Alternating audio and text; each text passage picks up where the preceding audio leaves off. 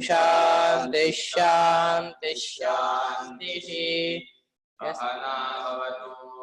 सहनौ भुनक्तु सह वीर्यं करवावहै तेजस्विनावधीतमस्तु मा विद्विषावहै। ओम शांति शांति शांति। यस्माच्चादं जगत्सर्वं यस्मिन्नेव प्रलीयते येनेदं धार्यते चैव तस्मै ज्ञानात्मने नमः।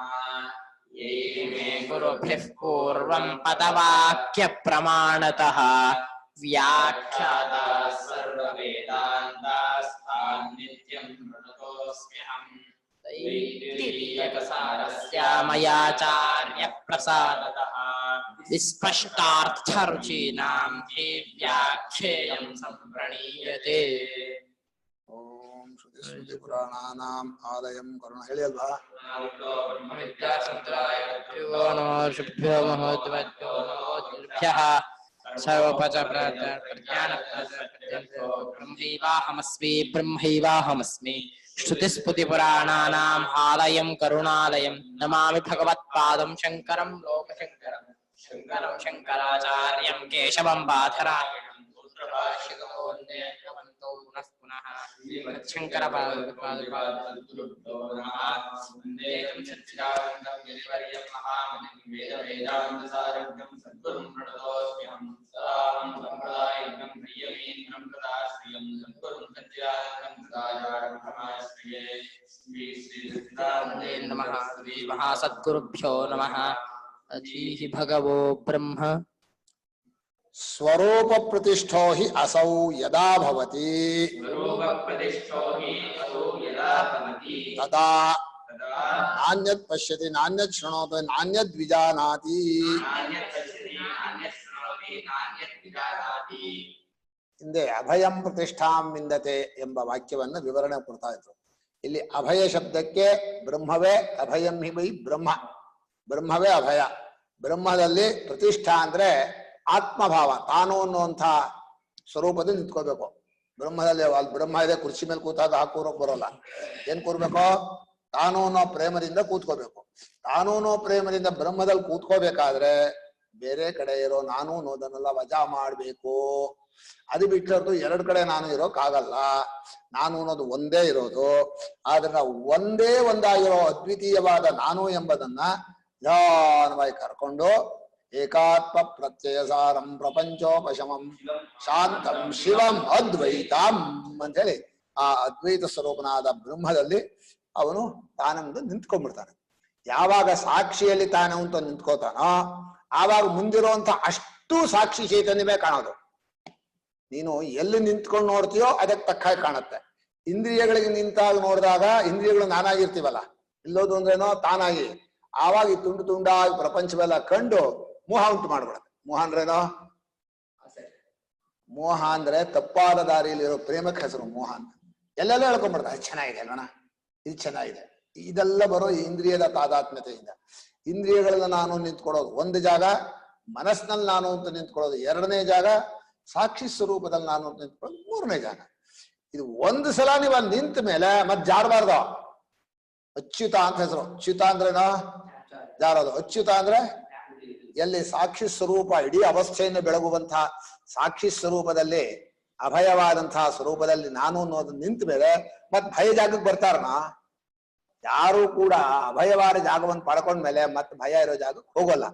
ಆದ್ರಿಂದ ಸ್ವರೂಪ ಪ್ರತಿಷ್ಠೋ ಹಿ ಅಜ ಯದಾ ಭವತಿ, ಯಾವಾಗ ಇವನು ತನ್ನ ಸ್ವರೂಪದಲ್ಲೇ ತನ್ನ ನಿಜವಾದಂತಹ ಸಾಕ್ಷಿ ಸ್ವರೂಪದಲ್ಲೇ ತಾನೆಂದು ನೆಲೆ ನಿಲ್ತಾನೋ ಆಗ ಆ ತನ್ನಗಿ ತನ್ನ ಸ್ವರೂಪವೇ ಇದೆಲ್ಲವೂ. ಇದಂ ಸರ್ವಂ ಯದಯಮಾತ್ಮ.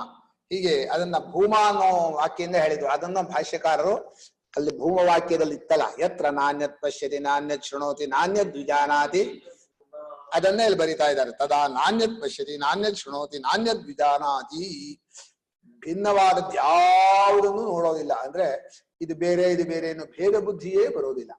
ನಾನಾತ್ವ ಭೇದ ಬುದ್ಧಿ ಇದೆಲ್ಲ ಈ ಇಂದ್ರಿಯಗಳಿಂದ ಪಡ್ಕೊಂಡಂತಹದ್ದು. ಮನಸ್ಸಲ್ಲಿ ನಾನು ಒಂದು ಬಂದಾಗ ಒಂದೊಂದು ಇದು ಮಾಡೋದು ತಪ್ಪು ತಿಳುವಳಿಕೆ ಕಾರಣ. ಇವುಗಳನ್ನು ಬಿಡಿಸ್ಕೊಂಡು ಹೊರತೋ ಬೇರೆ ದಾರಿ ಇಲ್ಲ. ಇವುಗಳನ್ನ ಒಳಗೆ ಹಾಕ್ಬೇಕು. ಯಾವ್ದ್ರೊಳಗೆ? ಅವಸ್ಥೆ ಒಳಗೆ ಹಾಕಿ ನೀವು ಅಲ್ಲಿರ್ರಿ ತಪ್ಪಿಗೆ, ನಾನು ಪಾಡಿಗೆ ನಾನು ಸಾಕ್ಷಿ ಸ್ವರೂಪದಲ್ಲಿ ಹೋಗ್ತೀನಿ ಅಂತ ಹೇಳಿ ಬಿಟ್ರೆ ಪರವಾಗಿಲ್ಲ. ಪದೇ ಪದೇ ಕಾಟ ಕೊಡುತ್ತೆ. ಇನ್ನು ಕನಸಿಗೆ ಹೋದ್ರೆ ಅಲ್ಲೂ ಒಂದು ಕಲ್ಪಿತವಾದ ಶರೀರ, ಅಲ್ಲೂ ನಾನು, ಅಲ್ಲೂ ನಮ್ಮವರು, ಅಲ್ಲೂ ಒದ್ದಾಟ. ಇನ್ನೊಂದ್ ಕಡೆಯಲ್ಲಿ ಏನೂ ಇರೋದೇ ಇಲ್ಲ. ಹೀಗಾಗಿ ಜೀವನಿಗೆ ಈಗಿರೋ ಜಾಗದಲ್ಲೇ, ತಪ್ಪು ತಿಳ್ಕೊಂಡ ಜಾಗದಲ್ಲೇ ಔಷಧಿ ಕೊಡ್ಬೇಕು. ಏನಂತ? ಇದೆಲ್ಲ ಬಿಡು, ಸಾಕ್ಷಿಯಲ್ಲಿ ನೆಲೆ ನಿಲ್ಲು ಅಂತ ಹೇಳಿ ನಾಣ್ಯ ದ್ವಿಜಾರಾತಿ. ಈಗ ಬರೀತಾರೆ ಭಯ ಅಂದ್ರೆ ಏನು ಅಂತ. ಅನ್ಯಸ್ಯ ಹಿ ಅನ್ಯತೋ ಭಯಂ ಭವತಿ, ಆತ್ಮನ ಏವ ಆತ್ಮನೋ ಭಯಂ ಯುಕ್ತಂ. ಅನ್ಯನಾದವನು ಅನ್ಯವಾದದ್ದರಿಂದ ಹೆದರ್ತಾನೆ. ಬೇರೆಯವರಿದ್ದಾರೆ ಅಂದ್ರೆ ಹೆದರ್ತಾನೆ, ತಮ್ಮವರಿದ್ದಾರೆ ಅಂತಲೇ ಹೆದರೋಲ್ಲ. ತನಗಿಂತ ಬೇರೆಯಾದದ್ದು, ಭಿನ್ನವಾದದ್ದು ಇದಿದೆ ಅಂದ್ರೆ ಭಯ. ಈ ಬೇರೆಯಾದದ್ದು ಭಯ ಕಾರಣ ಏನು? ಈ ಇಂದ್ರಿಯಗಳಲ್ಲಿರೋ ಅಹಂಬುದ್ಧಿ ಎಲ್ಲವನ್ನೂ ಭಿನ್ನ ಭಿನ್ನವಾಗಿ ತೋರಿಸ್ಬಿಡ್ತಲ್ಲ. ಅದು ಬೇರೆ, ಇದು ಬೇರೆ, ಕೊರೋನಾ ಇದೆ, ಹೊರಗಡೆ ಓಡಾಡ್ತಾ ಇದೆ, ಹಿಡ್ಕೊಂಡ್ಬಿಡುತ್ತೆ, ಕಾಣೋದೇ ಇಲ್ಲ, ಕಣ್ಣಿಗೆ ಕಾಣದೇ ಇರೋ ಪಿಶಾಚಿ ಅದು ಅಂತ. ಹೀಗೆ ಅನ್ಯಸ್ಯ ಹಿ ಅನ್ಯ ಬುದ್ಧಿ ಅನ್ಯತಃ ಬೇರೊಂದು ವಸ್ತುವಿಂದ ಭಯಂ. ಭೇದವನ್ನು ಇಟ್ಕೊಂಡವರಿಗೆಲ್ಲ ಭಯ ಉಂಟು, ತಪ್ಪಿಸ್ಕೊಳಕ್ಕಾಗಲ್ಲ. ಅದಕ್ಕೆ ನಬಿಭೇತಿ ಕುತಶ್ಚನೇತಿ ಅಂದ್ರು. ಯಾವತ್ತೂ ಇನ್ನೊಂದನ್ನು ನೋಡಲ್ವೋ ಅವ್ರಿಗೆ ಭಯ ಇಲ್ಲ. ಆತ್ಮನ ಏವ ಆತ್ಮನೋ ಭಯಂ ನಯುಕ್ತಂ. ತಾನು ತನ್ನ ನೋಡ್ತಾ ಹೆದರ್ತಾನ? ಹಾಗೆ ನಿದ್ದೆಯಲ್ಲಿ ಹೇಗೆ ನಮ್ಗೆ ಹೆದರಿಕೆ ಬರೋದಿಲ್ವೋ ಹಾಗೆ ಎಚ್ಚರದಲ್ಲೂ ತನ್ನ ಸಾಕ್ಷಿ ಸ್ವರೂಪದಲ್ಲಿ ನೆಲೆ ನಿಂತವನಿಗೆ ಭಯ ಅನ್ನೋದಿಲ್ಲ. ಭಯ ಆಗತ್ತೆ ಅಂದ್ರೆ ಏನೋ ಭೇದ ಬುದ್ಧಿ ಇದೆ, ಬೇಡವಾದದ್ದಲ್ಲಿ ಪ್ರೇಮ ಇಟ್ಟಿದ್ದೀರಿ, ಬಿಟ್ಟು ಹೋಗೋದನ್ನು ಹಿಡ್ಕೋಬೇಕು ಅಂತ ಒದ್ದಾಡ್ತಾ ಇದ್ದೀರಿ, ಅದು ಬಿಟ್ಟು ಹೋಗ್ಬಿಡುತ್ತೆ. ಕಳತನ ಆಗತ್ತೆ ಅನ್ನೋ ವಸ್ತು ಹಿಡ್ಕೊಂಡ್ರೆ ಭಯ. ನಾನು ನಾನು ನಾನು ನಾನು ನಂದು ನಂದು ನಂದು ನಂದು. ಕಳತನವೇ ಆಗದೆ ಇರೋದು ಯಾವುದೋ ಆತ್ಮ, ಬಿಟ್ಟು ಹೋಗದೆ ಇರೋದು ಯಾವುದೋ ಅಲ್ಲೇ ನಾನು ಅಂತ ಇರ್ಬೇಕು. ಮತ್ ಜಾರಬಾರ್ದು. ಜಾರಿ ಬಿಟ್ಟು ಚಿನ್ನದ ಯಾವುದೊಂದು ಗಟ್ಟಿ ಇಟ್ಕೊಂಡು ಜಪ ಕೂತ್ರೆ ಜಪ ಮಾಡಕ್ಕಾಗಲ್ಲ. ತುಂಬಾ ದುಡ್ಡು ಇದ್ರು ಭಯ, ದುಡ್ಡಿಲ್ದೆ ಹೋದ್ರೆ ಭಯ ಅಲ್ಲ. ದುಡ್ಡಿಲ್ದೆ ಹೋದ್ರೆ ಕಾಮ ಇದ್ರೆ ಭಯ ಅಷ್ಟೇ, ದುಡ್ಡಿಲ್ದೇ ಇರೋದು ಭಯ ಅಲ್ಲ. ಆದ್ದರಿಂದ ತಸ್ಮಾತ್ ಆತ್ಮೈವ ಆತ್ಮನೋ ಅಭಯ ಕಾರಣಂ. ನಮಗೆ ಅಭಯ ಬೇಕು ಅಂದ್ರೆ ನಮ್ಮ ಸಾಕ್ಷಿ ಸ್ವರೂಪ ಒಂದೇ ಒಂದು, ಅದರಲ್ಲಿ ನಾವು ನೆಲೆ ನಿಂತ್ಕೋಬೇಕು. ಇನ್ನು ಎಲ್ಲಿ ಹೋದ್ರೂ ಆಗಲ್ಲ. ಈ ಪ್ರಪಂಚದಲ್ಲಿ ಎಷ್ಟಾರು ಸುತ್ತಾಡೋ, ಏನಾದ್ರೂ 7 ಕೋಟೆ ಕಟ್ಟಿಕೊಂಡು ಪರೀಕ್ಷಿನ್ ಮಹಾರಾಜ ಒಂದೇ ಕಂಬದಲ್ಲಿ ಸಮುದ್ರ ಮಧ್ಯದಲ್ಲಿ ಇದ್ನಲ್ಲ, ಆದ್ರೂ ಭಯ ಹೋಗ್ಲಿಲ್ಲ. ಆದ್ರೂ ತಕ್ಷಕ ಬಂದ್ ಕಚ್ಚಿದ. ಎಂಥ ಸುರಂಗ ಮಾರ್ಗದಲ್ಲಿ ಹೋಗಿ ಮನೆ ಮಾಡ್ಕೊಂಡಿದ್ರು ಭಯ ಹೋಗೋದಿಲ್ಲ. ಯಾಕೆ ಹೋಗಲ್ಲ? ಇರಾಕಿನ ಅಧ್ಯಕ್ಷ, ಅವನ ಹೆಸರನ್ನ ಸದ್ದಾಮ್ ಹುಸೇನ್, ಯಾವುದೋ ಸುರಂಗದಲ್ಲಿದ್ದ, ಬಿಟ್ರ ಹೊಡೆದು ಹಾಕಿದ್ರು. ಭಯ ಹೋಗಲ್ಲ. ಸುರಂಗದಲ್ಲಿ ಇರಬಹುದು ಅಷ್ಟೇ. ಮನುಷ್ಯನಿಗೆ ಭಯ ಹೋಗೋದಕ್ಕೆ ಇರೋದು ಒಂದೇ ಒಂದು ದಾರಿ, ತನ್ನ ಸ್ವರೂಪದಲ್ಲಿ ತಾನಿದ್ರೆ ಎಲ್ಲಿದ್ರೂ ಭಯ ಇಲ್ಲ ಅಷ್ಟೇ. ಆದ್ರಿಂದ ಆತ್ಮನೇ ಆತ್ಮಕ್ಕೆ ಅಭಯ ಕಾರಣ. ಅಂದ್ರೆ ನಿಜವಾಗಿ ಮನುಷ್ಯ ಅಭಯವಾದ ಸ್ವರೂಪವನ್ನ ಜೀವನದಲ್ಲಿ ಪಡ್ಕೊಳ್ಳೋದೇ ಗುರಿ. ಅದೇ ಆನಂದ, ಅದೇ ನಮಗೆ ಶಾಂತಿ. ಆದ್ರೆ ಅಭಯವಾದಂತಹ ಆತ್ಮನಲ್ಲಿ ತಾನೂ ನಾವು ಪ್ರೇಮದಿಂದ ನೆಲೆ ನಿಂತಿರ್ಬೇಕು. ಅದಕ್ಕಾಗಿ ಪ್ರಪಂಚದ ಎಲ್ಲ ಬಿಟ್ಟು ಹೋಗೋದು ಅವಾಗವಾಗ ಒಂದೊಂದು ಚುಚ್ಚಿಗೆ ಹೋಗುತ್ತೆ. ಯಾವ್ಯಾವ್ದು ನೀವು ಇಷ್ಟಪಡ್ತೀರೋ ಅದೆಲ್ಲ ಒಂದು ಚುಚ್ಚು ಕೊಡುತ್ತೆ. ನಮ್ಮ ಮಹಾಭಾರತದಲ್ಲಿ ಒಂದು ಶ್ಲೋಕ ಇದೆ, ಎಷ್ಟು ಪ್ರೇಮವನ್ನ ಪ್ರಪಂಚದಲ್ಲಿ ನೀವು ಹುಟ್ಟುಗಟ್ಟಿ ಹಿಡ್ಕೊಂಡಿದ್ದೀರೋ ನಿಮ್ಮ ಹೃದಯದಲ್ಲಿ ಅಷ್ಟು ಮುಳ್ಳು ನೆಟ್ಟಿರುತ್ತೆ ಅಂತ. ಹೃದಯಸ್ಯ ಶಂಕು, ಶಂಕು ಅಂದ್ರೆ ಮುಳ್ಳಿನ ಇದು ನೆಟ್ಟಿರುತ್ತೆ. ಒಂದೊಂದು ಕಿತ್ತೋವಾಗ್ಲೂ ಅಂದ್ರೆ ಒಂದೊಂದು ಬಿಟ್ಟು ಹೋವಾಗ್ಲೂ ಅಯ್ಯೋಯ್ಯೋ ಅಯ್ಯೋಯ್ಯೋ ಅಂತ ಬಡ್ಕೋತಾ ಇರ್ತಾನೆ. ಯಾರೋ ಅಭಿಮಾನ ಮಾಡ್ಕೊಂಡವನು. ಆ ಅಭಿಮಾನದಲ್ಲಿ ಅಯ್ಯೋ ಇದು ಹೋಗ್ಬಿಡ್ತಲ್ಲ, ಅಯ್ಯೋ ಅವ್ರು ಹೋಗ್ಬಿಟ್ರಲ್ಲ, ಅಯ್ಯೋ ಇವ್ರು ಹೋಗ್ಬಿಟ್ರಲ್ಲ, ಎಲ್ಲ ಹೋಗೋದೆ. ಕೊನೆಗೆ ಏನಾಗ್ಬಿಡುತ್ತೆ ಗೊತ್ತಾ? ತಾನೇ ಬಿಟ್ಟು ಹೋಗೋ ಟೈಮ್ ಬಂದ್ಬಿಡತ್ತಲ್ಲ ದೇಹ. ಅವಾಗ ಎಲ್ಲಾ ಕಡೆಯಲ್ಲೂ ಅವಳು ಯಾರಾದ್ರೂ ಉಳಿಸ್ಬೇಕೋ ನನ್ನ ನಾನು ಕೈಯ ಕಾಲೆಲ್ಲ ಹಿಡ್ಕೋತಾರೆ. ಯಾರು ಉಳಿಸ್ತಾನೆ? ಉಳಿಸೋಗ ಹೊರಗಡೆ ಇದ್ದವ್ರು ಅವ್ರೇನು ಮೃತ್ಯುಂಜಯರ, ಆ ಡಾಕ್ಟ್ರು ಮೃತ್ಯುಂಜಯನ, ಅಥವಾ ಇಲ್ಲಿರೋರು ಯಾರು ಉಳಿಸ್ಕೊಡ್ತಾರ? ಯಾರಿಗೂ ಆಗಲ್ಲ. ಆದ್ರಿಂದ ಪ್ರಪಂಚದಲ್ಲಿ ಅಭಯ ಅನ್ನುವಂಥದ್ದು ಎಲ್ಲೂ ಇಲ್ಲ. ಕೇವಲ ಸಾಕ್ಷಿ ಸ್ವರೂಪ ಒಂದೇ, ಅದರಲ್ಲೇ ಇರಬೇಕು. ಈಗ ಭಾಷ್ಯಕಾರರು ನಿಜವಾದ ಬ್ರಾಹ್ಮಣ ಯಾರು ಅಂತ ಬರೀತಾರೆ. ಸರ್ವತೋ ಹಿ ನಿರ್ಭಯ ಬ್ರಾಹ್ಮಣ ದೃಶ್ಯಂತೆ ಸತ್ಸು ಭಯ ಹೇತುಷು. ಭಯ ಕಾರಣ ಎಲ್ಲ ಕಡೆಯಲ್ಲೂ ಇದ್ರು ಕೂಡ ಬ್ರಾಹ್ಮಣರು ಒಂದು ಬ್ರಹ್ಮಜ್ಞಾನಿಗಳು ಮಾತ್ರ ನಿರ್ಭಯರಾಗಿರ್ತಾರೆ, ಏನು ಕಳೆದೋಗಲ್ಲ. ಈಗ ಬಿಟ್ಟು ಹೋಗೋದೆಲ್ಲ ಸುಳ್ಳಾದದ್ದು, ಹೋಗ್ಲಿ. ಬಿಟ್ಟು ಹೋಗದೆ ಇರೋದು ಯಾವತ್ತೂ ಹೋಗಲ್ಲ. ಅಲ್ಲೂ ಬ್ರಹ್ಮ ಕಳ್ಕೊಳಕ್ ಬರೋದಿಲ್ಲ, ಆಗೋದಿಲ್ಲ. ಆದ್ರಿಂದ ಬ್ರಹ್ಮದಲ್ಲಿದ್ರೆ ಭಯ ಇಲ್ಲ. ಬ್ರಹ್ಮವನ್ನು ಬೇರೆದೆಲ್ಲ ಬರೀ ಸುಳ್ಳು, ಹೋದ್ರೆ ಹೋಯ್ತು, ಏನಾಗತ್ತೆ, ಏನೂ ಆಗೋಲ್ಲ ಅಂತ ಹೇಳಿ ನಿರ್ಭಯರಾದಂತಹ ಬ್ರಾಹ್ಮಣರು ಲೋಕದಲ್ಲಿ ಕಾಣ್ತಾ ಇದ್ದಾರೆ ಅಂತ. ಅಂದ್ರೆ ಬ್ರಾಹ್ಮಣರು ಅಂದ್ರೆ ಬ್ರಹ್ಮಜ್ಞಾನಿಗಳಾಗೋದಕ್ಕೆ ಹುಟ್ಟಿರೋರು, ಸುಮ್ನೆ ಈ ಲೋಕದ ಒಂದಷ್ಟು ವಸ್ತುವನ್ನು ಕೂಡ ಹಾಕೋದಲ್ಲ. ಯಾತಕ್ಕೋಸ್ಕರ ಹುಟ್ಟಿರೋರು? ನಾವು ಬ್ರಹ್ಮಜ್ಞಾನವನ್ನು ಪಡ್ಕೊಂಡು ಜಗತ್ತಿಗೆ ಎಲ್ಲರಿಗೂ ಉಪದೇಶ ಮಾಡಬೇಕು, ಎಲ್ಲರೂ ಅಭಯ ಸ್ವರೂಪವನ್ನು ಪಡ್ಕೋಬೇಕು ಅಂತ ಹೇಳಿ ಬ್ರಹ್ಮಜ್ಞಾನಕ್ಕೋಸ್ಕರ ಇರುವಂಥವರನ್ನೆಲ್ಲ ಬ್ರಾಹ್ಮಣರು ಅಂತ ಹೇಳಿ ನಿರ್ಭಯಾ ಬ್ರಾಹ್ಮಣಾ ದೃಶ್ಯಂತೆ. ಕಾಣ್ತಾ ಇದೆಯಪ್ಪ, ಎಲ್ಲೂ ಹೆದರಲ್ಲ, ಒಂಟಿಗ ಅರ್ಧರಾತ್ರಿಯಲ್ಲೂ ಹೋಗ್ತಾರ. ಭಯ ಕಳ್ಕೊಳ್ಳೋ ವಸ್ತು ಇಲ್ವಲ್ಲ. ಆದ್ರಿಂದ ಆ ಭಯಕ್ಕೆ ಕಾರಣವಿದ್ದಾಗಲೂ ಭಯವಿಲ್ಲದೆ ಇರ್ತಾರೆ. ಆದ್ದರಿಂದ ಈ ರೀತಿ ನಿರ್ಭಯರಾದ ಬ್ರಾಹ್ಮಣರ ನಡವಳಿಕೆ ನೋಡಿದರೆ ತಚ್ಚ ಅಯುಕ್ತಂ ಅಸತಿ ಭಯತ್ರಾಣೆ ಬ್ರಹ್ಮಣಿ. ಭಯದಿಂದ ಕಾಪಾಡುವ ಬ್ರಹ್ಮ ಅವರ ಹೃದಯದಲ್ಲಿ ಇಲ್ಲದೆ ಹೋದ್ರೆ ಈ ತರ ನಿರ್ಭಯತೆ ಬರೋದಿಲ್ಲ, ಭಯವಿಲ್ಲದೆ ಇರೋದು ಬರೋದಿಲ್ಲ. ಆದ್ರಿಂದ ಅಭಯಕ್ಕೆ ಕಾರಣವಾದ ಬ್ರಹ್ಮ ಇದೇ. ಬ್ರಹ್ಮ ಇದೆ ಅಂತ ಹೇಳೋದು ಇದೊಂದು ಕಾರಣ. ಎಲ್ರೂ ನಿರ್ಭಯರಾಗಿ ಇರ್ತಾರಲ್ಲ. ಏನ್ ಸ್ವಾಮಿ ನಿರ್ಭಯರಾಗಿ ಇರ್ತಾರೆ ಅಂತಂದ್ರೆ ಅವರಿಗೆ ಅಭಯವಾದಂತಹ ಬ್ರಹ್ಮ ಅವರ ಹೃದಯದಲ್ಲಿದೆ. ಆದ್ರಿಂದ ಅವರು ನಿರ್ಭಯರಾಗಿದ್ದಾರೆ. ಅದನ್ನ ಬ್ರಹ್ಮವನ್ನು ಇದೆ ಅಂತ ಹೇಳಬೇಕು. ತಸ್ಮಾತ್ ತೇಷಾಂ ಅಭಯ ದರ್ಶನಾತ್ ಅಸ್ತಿ ತತ್ ಅಭಯ ಕಾರಣಂ ಬ್ರಹ್ಮ. ಆದ್ರಿಂದ ಅವರ ಅಭಯ ಅನ್ನೋದು ಮುಖದಲ್ಲೇ ಕಾಣಿಸ್ತಾ ಇರುತ್ತೆ. ಭಯ ಅನ್ನೋದು ಮುಖದಲ್ಲಿ ಕಾಣುತ್ತೆ. ಭಯ ಹೆದರ್ ಬಿಟ್ರೆ ಕಣ್ಣೆಲ್ಲ ಅಂತ ಇರುತ್ತೆ, ತುಟಿಯೆಲ್ಲ ಹೆದರ್ತಾ ಇರುತ್ತೆ. ಅಯ್ಯೋ ಭಯ, ಭಯದ ಮುಖ ನೋಡಿದ್ರೆ ಗೊತ್ತಾಗುತ್ತೆ. ಆದ್ರೆ ಈ ಬ್ರಾಹ್ಮಣರಿದಾರಲ್ಲ, ಬ್ರಹ್ಮಜ್ಞಾನಿಗಳು, ಅವರು ನಿರ್ಭಯರಾಗ ಆನಂದವಾಗಿ ಇರ್ತಾರೆ. ಅವರು ಮುಖ ನೋಡಿದ್ರೆ ಕೂಡಲೇ ಗೊತ್ತಾಗ್ಬಿಡತ್ತೆ ಅಭಯ ಸ್ವರೂಪದಲ್ಲಿ ಇದ್ದಾರೆ ಇವರು ಅಂತ. ಆದ್ರಿಂದ ಅಭಯ ದರ್ಶನ ಅಂತ. ಅಭಯ ದರ್ಶನ ಅಂದ್ರೆ ಅಭಯವಾದಂತಹ ಬ್ರಹ್ಮವನ್ನು ಅವರು ಕಂಡುಕೊಂಡು ಅಭಯರಾಗಿರೋದ್ರಿಂದ ಅಭಯಕ್ಕೆ ಸಾಧನವಾದ ಬ್ರಹ್ಮಜ್ಞಾನ, ಬ್ರಹ್ಮ ಅವರ ಹತ್ರ ಇದೆ. ಅಂತಹ ಬ್ರಹ್ಮ ಅನ್ನುವಂತಹ ಪದಾರ್ಥ ಎಲ್ಲರ ಆತ್ಮವಾಗಿದೆ. ನೀವು ಯಾರು ಬೇಕಾದ್ರೂ ಪಡ್ಕೋಬಹುದು, ಇವ್ರು ಹೋಗಲ್ಲ. ಬಾಕಿಯವ್ರಿಗೇನ್ ಬೇಡ ಅಂತ ಹೇಳಲಿಲ್ಲ. ಅವರನ್ನ ಕಂಡು ಬ್ರಹ್ಮ ಇದೆ ಕಣಪ್ಪ, ಹೋಗು ಬ್ರಹ್ಮದ ಹತ್ರ. ಈ ಪ್ರಪಂಚದಲ್ಲಿ ಅದು ಇದು ತಡ್ಕಾಡ್ಬೇಡ, ಇದು ಚೆನ್ನಾಗಿದೆ, ಅದು ಬೇಕಾಗಿದೆ, ಇದು ನಮ್ದಾಗಿದೆ ಅಂತ ಈ ಹುಡುಕ ವಸ್ತುವಿನಲ್ಲಿ ಹುಡುಕು ಅಂದ್ರೆ ಗೊತ್ತಾಗಲ್ಲ. ಹುಡುಕು ಅಂದ್ರೇನಾ? ಹುಡುಕು ಅಂದ್ರೆ ಹುಳ ಹತ್ತಿರೋದು. ಅದ್ರಲ್ಲಿ ಹೋಗಿ ಚೆನ್ನಾಗಿದೆ ಅಂತ ಹಿಡ್ಕೊಂಡು ಅದನ್ನ ನಮ್ದು ಮಾಡ್ಕೊಂಡು ಅಯ್ಯೋ ಅಂತ ಆಮೇಲೆ ಲಬ ಹೊಯ್ಕೊಳ್ಳೋಕೆ ಬಿಟ್ಟಾಕೋ ಆ ಕಡೆಗೆ. ಹೋಗ್ಲಿ, ಯಾವುದು ಬೇಡ, ಬ್ರಹ್ಮ ಒಂದೇ ಸಾಕು ಅಂತ ಹೇಳಿ ಅಭಯ ಕಾರಣವಾದ ಬ್ರಹ್ಮ ಒಂದಿದೆ, ಅದರ ಹತ್ರ ಹೋಗ್ರಿ. ಈಗ ಪುನಃ ಅದನ್ನೇ ಬರೀತಾರೆ. ಕಸ್ಮಾದಸೋ ಭಯಂಗತೋ ಭವತಿ ಸಾಧಕ ಕದಾಸೋ ಕದಾ. ಈ ಸಾಧಕನಾದವನು ಅಂದ್ರೆ ವಿಚಾರ ಮಾಡುವಂಥವನು. ಹೀಗೆ ಲೋಕದಲ್ಲಿ ಶ್ರವಣಾದಿಗಳನ್ನು ಮಾಡೋನೇ ಸಾಧಕ ಮುಖ್ಯ. ಆಮೇಲೆ ಶಮದಮಾದಿಗಳು, ಅದಾದ್ರೆ ಇನ್ನು ಭಕ್ತಿ, ಇದೆಲ್ಲ ಕೆಳಗೆ. ಇನ್ನು ಉತ್ತಮವಾದ ಯಾವುದು ವಿಚಾರ. ಯಾವಾಗ ಈ ಸಾಧಕನಾದವನು ಅಭಯವನ್ನ ಸೇರ್ಕೋತಾನೆ ಅಂತಂದ್ರೆ ಯಾವಾಗ ಯದಾ ನಾಣ್ಯತ್ ಪಶ್ಯತಿ ಆತ್ಮನಿಜ ಅಂತರಂ ಭೇದಂ ನ ಕುರುತೆ. ತದಾ ಅಭಯಂಗತೋ ಭವತಿ. ಯಾವಾಗ ತನಗೂ ಸಾಕ್ಷಿಗೂ ಒಂದು ಚೂರು ಅಂತರ ಇಲ್ಲ. ಅವನು ಬೇರೆ ಅಲ್ಲ, ನಾನ್ ಬೇರೆ. ಲೋಕದಲ್ಲಿ ಹೇಳ್ತೀವಿ ಬಾಯಲ್ಲೇ, ಅದು ಭಾವನೆಯಿಂದ. ನಾನ್ ಬೇರೆ ಅಲ್ಲ, ರಾಮ ಬೇರೆ ಅಲ್ಲ ಅಂತ ಹೇಳ್ತೀವಿ. ಅದು ಉಪಾಸನೆ ಭಾವನೆಯಿಂದ ಹೇಳಿದದ್ದು ಸರಿಯಲ್ಲ, ಅದು ಪೂರ್ತಿ ಅಲ್ಲ.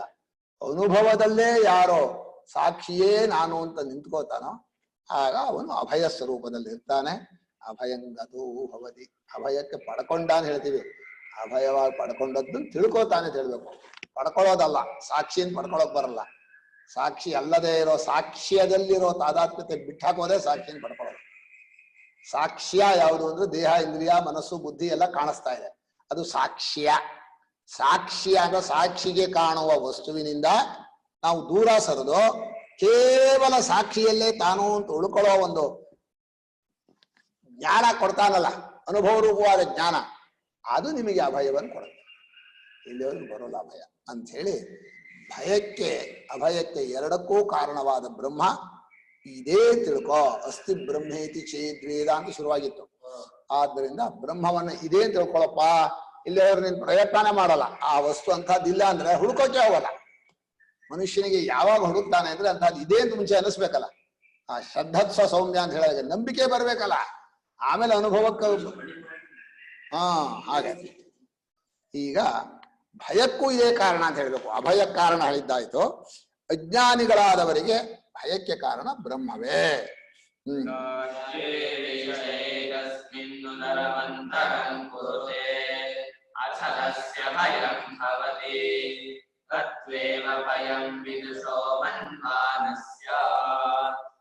ಯಾವಾಗ ಈ ಸಾಕ್ಷಿ ಸ್ವರೂಪದಿಂದ ಜಾರಿ ಈ ಆತ್ಮನಲ್ಲಿ ಸ್ವಲ್ಪ ಭೇದ ಬುದ್ಧಿ ಮಾಡ್ಬಿಟ್ಟ. ಇದು ಸ್ವಲ್ಪ ಅಂತ ಯಾಕೆ ಹೇಳ್ತಾರೆ ಅಂದ್ರೆ, ಉಪಾಸನೆಯಲ್ಲಿ ನಾನ್ ಬೇರೆ ಪರಮಾತ್ಮ ಬೇರೆ ಚೂರು ಇಟ್ಕೊಂಡಿರ್ತಾರೆ. ಕೊನೆಯಲ್ಲಿ ಸತ್ತಮೇ ಸೇರ್ತೀನಿ ಅಂತಾರೆ, ಈಗ ಬೇರೆ ಬೇರೆ ಅಂತ ತಿಳ್ಕೊತಾರೆ. ಆದ್ರೂ ಅವನಿಗೆ ಭಯ ಇರುತ್ತೆ. ಇನ್ನು ಲೋಕದಲ್ಲಿ ಪರಮಾತ್ಮನೇ ಇಲ್ಲ ಅಂತ ಭೇದ ಬುದ್ಧಿ ಮಾಡಿದ್ರೆ ನಿತ್ಯ ಭಯ. ಅಯ್ಯೋ ಹಾಗಾಗ್ಬಿಡತ್ತೆ, ಹೀಗಾಗ್ಬಿಡತ್ತೆ. ಈ ಪರಮಾತ್ಮನಲ್ಲಿ ಉತ್ ಅರಂ, ಉತ್ ಅಂದ್ರೆ ಸ್ವಲ್ಪ, ಅರಂ ಅಂತರವನ್ನ, ಅಂತರಂ ಕೊರತೆ, ಉದರಂ ಸ್ವಲ್ಪವಾದರೂ ಅಂತರವನ್ನ ಮಾಡಿದರೆ ಆವಾಗ ಆ ಮಿಥ್ಯಾಜ್ಞಾನಿಗೆ, ತಪ್ಪು ತಿಳ್ಕೊಂಡವನಿಗೆ ಭಯ ಶುರುವಾಯ್ತು. ಭಯ ಅಂದ್ರೆ ಏನು ಭಯ, ಎಂಥೆಂಥ ಕೆಲಸ ಮಾಡುತ್ತೆ. ಹಾಗೆ ಯಾವ ಬ್ರಹ್ಮವು ಜ್ಞಾನಿಗಳಿಗೆ ಅಭಯ ಕಾರಣವೋ ತತ್ವೇವ ಭಯಂ ವಿದುಷಃ ಅಮನ್ವಾನಸ್ಯ. ಬ್ರಹ್ಮವನ್ನು ತಿಳ್ಕೊಳ್ಳದೆ ತಪ್ಪಾಗಿ ತಿಳ್ಕೊತಾರಲ್ಲ, ಆಗ ಅದೇ ಬ್ರಹ್ಮವೇ ಭಯ ಕಾರಣ. ಇರೋ ಕಂಬವನ್ನು ತಿಳ್ಕೊಳ್ಳದೆ ತಪ್ಪಾಗಿ ಕಳ್ಳ ಅಂತ ತಿಳ್ಕೊತಾನಲ್ಲ, ಆಗ ಕಂಬವೇ ಭಯ ಕಾರಣ. ಯಾರಿಗೆ? ಕಳ್ಳ ಅಂತ ತಿಳ್ಕೊಂಡ, ತಪ್ಪ ತಿಳ್ಕೊಂಡ. ಹಾಗೆ ಇರೋದನ್ನು ಇದ್ದಾಗ ತಿಳ್ಕೊಳ್ಳದೆ ಬೇರೆ ರೀತಿ ತಿಳ್ಕೊಂಡ್ರಿ ಅಂದ್ರೆ ಭಯ ಅನ್ನೋ ಶುರುವಾಯ್ತು. ತಪ್ಪು ತಿಳುವಳಿಕೆ ಮೂಲ ಇರೋ ದೇಹೇಂದ್ರಿಯದಿಂದ, ಆಮೇಲೆ ಪ್ರಪಂಚದಲ್ಲಿ, ಆಮೇಲೆ ಪ್ರತಿಯೊಬ್ಬರ ಮನುಷ್ಯನಲ್ಲೂ ಆರೋಪ ಮಾಡೋದು, ಕಲ್ಪನೆ ಮಾಡೋದು, ಆರೋಪ ಮಾಡೋದು, ಕಲ್ಪನೆ ಮಾಡೋದು. ಇಷ್ಟೇ ಕೆಲಸ ನಮ್ಮ ಜೀವನ, ಎಂಥದ್ದು ಇಲ್ಲ. ಇಂದ್ರಿಯಗಳ ಅನುಭವವನ್ನು ಜೋಡಿಸ್ಕೊಳ್ಳೋದು, ಒಂದಷ್ಟು ಕಲ್ಪನೆ, ಒಂದಷ್ಟು ಆರೋಪ. ಅವ್ರು ಹಾಗಿದ್ದಾರೆ, ಇವ್ರು ಹೀಗಿದ್ದಾರೆ, ಹೇಳೋದೇ ಹೇಳೋದು. ಇದು ಬಹಳ ಕಷ್ಟ. ಮನುಷ್ಯನಿಗೆ ಚೆನ್ನಾಗಿ ವಿವೇಕವನ್ನ ಪಡ್ಕೊಂಡ್ರೆ ಶಾಂತನಾಗಿ ಸರಿಯಾದ ದಾರಿಲಿ ಹೋಗ್ತಾನೆ. ಇಲ್ಲಿ ಹೋದ್ರೆ ಏನಾಗ್ಬಿಡುತ್ತೆ ಅಂದ್ರೆ ಅವಿವೇಕಿಗಳು ಉಪದೇಶ ಮಾಡಕ್ ಶುರು ಬಿಡ್ತಾರೆ. ಏನು ಮಾಡೋಕ್ ಬರೋದೇ ಇಲ್ಲ, ಅವರೇ ತಿಳ್ಕೊಂಡವ್ರು ಮಾಡ್ಕೊಂಡು ಎಲ್ರಿಗೂ ಉಪದೇಶ ಮಾಡ್ತಾನೆ ಇರ್ತಾರೆ. ಮನುಷ್ಯ ತಾನು ನಿಜವಾದ ಅನುಭವದಲ್ಲಿ ನಿಲ್ಲದೆ ಹೋದ್ರೆ ಉಪದೇಶವನ್ನೇ ಮಾಡಬಾರ್ದು, ಹೋಗ್ಬಾರ್ದು ಅದಕ್ಕೆ. ಹೀಗೆ ಅಜ್ಞಾನಿಯಾಗಿ ತಪ್ಪಾಗಿ ತಿಳ್ಕೊಂಡವನಿಗೆ ಪರಮಾತ್ಮನನ್ನು ತಪ್ಪು ತಿಳ್ಕೊಂಡ್ರೆ ಬಿಡ್ತಾನವನು, ಎಲ್ಲೆಲ್ಲೂ ಭಯ, ಎಲ್ಲಿ ಹೋದ್ರೂ ಭಯ ಬಿಡೋಲ್ಲ. ಹಾಗಾಗಿ ತಪ್ಪು ತಿಳ್ಕೊಂಡಂತಹ ಪರಮಾತ್ಮನ ಸ್ವರೂಪವೇ ಪ್ರಪಂಚ. ಆ ಪ್ರಪಂಚದಲ್ಲಿ ಎಲ್ಲೆಲ್ಲ ಅಡ್ಡಾಡಿದ್ರು ಭಯಕ್ಕೆ ಪರಿಹಾರ ಇಲ್ಲ. ಬಾಕಿ ಔಷಧಿ ಕೊಡ್ಬೋದು, ಭಯಕ್ಕೆ ಔಷಧಿ ಕೊಡ್ರಿ ಅಂದ್ರೆ ಏನ್ ಕೊಡ್ತೀರಿ? ಔಷಧಿ ಮಾತ್ರ ಇದೆ ಅಂದ್ರೆ ಭಯಕ್ಕೆ ಮಾತ್ರ ಇಲ್ಲ, ನಿದ್ದೆ ಬರೋದು ಮಾತ್ರ ಕೊಡ್ತಾರಷ್ಟೇ.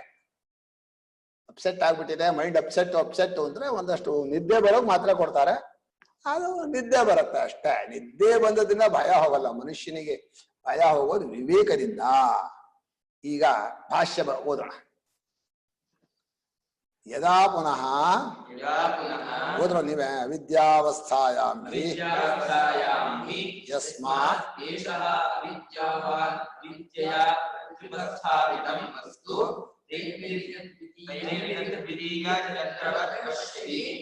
ಆತ್ಮನಿ ಚ ಏಕಸ್ಮಿನ್ ಬ್ರಹ್ಮಣಿ ಅಪಿ ಅರಂ ಅಲ್ಪಮಪಿ ಅಂತರಂ ಶೀಘ್ರಂ ಭೇದ ದರ್ಶನಂ ಕುರುತೆ. ಈಗ ತಪ್ಪು ತಿಳುವಳಿಕೆಯ ವ್ಯವಹಾರವನ್ನ ಅವಿದ್ಯಾವಸ್ಥಾ ಅಂತ ಕರೋದು. ತಪ್ಪು ತಿಳುವಳಿಕೆ ಇಟ್ಕೊಂಡು ಅದೇ ಸರಿ ತಿಳ್ಕೊಂಡ್ಬಿಡ್ತಾನೆ. ಅವನಿಗೆ ತಪ್ಪು ತಿಳುವಳಿಕೆ ಅಂತ ಅನ್ಸಿರಲ್ಲ, ನಾನ್ ತಿಳ್ಕೊಂಡದ್ ಸರಿ ಅಂತ. ಎಲ್ಲರೂ ಆಯಾ ಕಾಲಕ್ಕೆ ತಪ್ಪು ತಿಳ್ಕೊಂಡದ್ದನ್ನ ತತ್ತತ್ ಕಾಲದಲ್ಲಿ ಸರಿಯಾದ ತಿಳುವಳಿಕೆ ಅಂತ. ಕನಸು ಕಾಣುವಾಗಲೂ ಕನಸಿನ ಸರಿ ಅಂತ, ಇದು ಕನಸು ಕಂಡ್ರೆ ನಾನು ನೋಡ್ತಾ ಇದ್ದೀನಿ ಅಂತ ಯಾರಿಗೂ ಕನಸು ಬರೋಲ್ಲ. ಎಲ್ಲ ತಪ್ಪು ತಿಳುವಳಿಕೆಯು ತತ್ತತ್ ಕಾಲದಲ್ಲಿ ಸರಿಯಾದ ತಿಳುವಳಿಕೆ ಅಂತ ಇಟ್ಕೊಂಡಿರೋದ್ರಿಂದ ಈ ಅವಿದ್ಯಾವಾನ್, ತಪ್ಪು ತಿಳುವಳಿಕೆ ಇರುವಂತಹ ಮನುಷ್ಯ ಇದಾನ, ಅಧ್ಯಾಸಿ ಅವಿದ್ಯಾವಂತ, ಅವನು ತನ್ನ ತಪ್ಪು ತಿಳುವಳಿಕೆಯಿಂದ ಇರೋದಲ್ದೇ ಇರೋದನ್ನ ಮುಂದೆ ಒಡ್ಕೋತಾನೆ. ಪ್ರತ್ಯುಪಸ್ಥಾಪಿತ ಅಂದ್ರೆ ತನ್ನ ಮುಂದೆ ತಾನೇ ಇಟ್ಕೋತಾನೆ. ತಾನೇ ಆಗಿದ್ರು, ಹಾಗೆ ಕನಸೆಲ್ಲ ತಾನೇ ಆಗಿದ್ರು, ಕನಸಲ್ಲಿ ಬೇರೆ ಪ್ರಪಂಚನ ಮುಂದೆ ಒಡ್ಕೋತಾನೋ ಹಾಗೆ ಎಚ್ಚರದಲ್ಲೂ ಕೂಡ ಸಾಕ್ಷಿಯೇ ಎಲ್ಲವೂ ಆಗಿದ್ರು, ಸಾಕ್ಷಿಯನ್ನ ಬಚ್ಚಿಟ್ಟು ಈ ನಾನು ಅನ್ನೋದನ್ನು ಹುಟ್ಟಾಕೊಂಡು ಇಲ್ಲಿ ಮುಂದೆ ಒಂದು ಪ್ರಪಂಚನ ಮುಂದೆ ಒಡ್ಕೊಂಡು ಆ ಪ್ರಪಂಚದ ತುಂಡು ತುಂಡು ಮಾಡಿಕೊಂಡು ಅದ್ರಲ್ಲಿ ಭೇದ ಬುದ್ಧಿ ಮಾಡ್ತಾ ಇರ್ತಾನೆ. ಭೇದ ಬುದ್ಧಿ ಮಾಡಿದ ಮೇಲೆ ಅದ್ರಲ್ಲಿ ಕೆಲವು ಕಂಪ್ಯಾರಿಸನ್, ಇದು ಹಾಗಿದೆ ಅದು ಹಾಗಿದೆ ಹೋಲಿಕೆ ಮಾಡೋದು, ಅದಕ್ಕೆ ಚೆನ್ನಾಗಿದೆ ನಾನು ಶುರು ಆಯ್ತಪ್ಪ. ಭಯ, ಕಾಮ, ಬಂಧನ, ಇದು ರೋಗ. ಇದು ಒಬ್ರಿಗಿಬ್ರಿಗಲ್ಲ, ಪ್ರಪಂಚದ ಎಲ್ಲ ಜನರಿಗೂ ಯಾವಾಗ್ಲೂ ಇರೋ ರೋಗ. ಈ ರೋಗ ಹೋಗ್ಬೇಕಾದ್ರೆ ಒಂದೇ ಔಷಧಿ, ಆ ತಪ್ಪು ತಿಳುವಳಿಕೆಯನ್ನು ಓಡಿಸಿದ ಹೊರತು ಹೋಗಲ್ಲ, ಏನ್ ಮಾಡಿದ್ರು ಹೋಗಲ್ಲ. ಆದ್ರಿಂದ ಅವಿದ್ಯೆಯಿಂದ ಪ್ರತ್ಯುಪಸ್ಥಾಪಿತ, ತಪ್ಪು ತಿಳುವಳಿಕೆಯಿಂದ ತಾನೇ ತನ್ನನ್ನೇ ಪ್ರಪಂಚವಾಗಿ ಮುಂದೆ ಒಡ್ಡಿದ್ದಾನೆ. ಈ ಪ್ರೊಜೆಕ್ಷನ್ ಮಾಡ್ತಾರಲ್ಲ ಸಿನಿಮಾದಲ್ಲೇ, ಹಾಗೆ ತಾನೇ ಚೈತನ್ಯ ಸ್ವರೂಪನಾದ ತನ್ನ ಸಾಕ್ಷಿ ಸ್ವರೂಪವನ್ನ ದೇಹೇಂದ್ರಿಯದಲ್ಲಿ ನಾನು ಒಂದ್ಗಡೆ ಪ್ರಪಂಚ ಹಾಕೊಂಡ್ಬಿಟ್ಟ.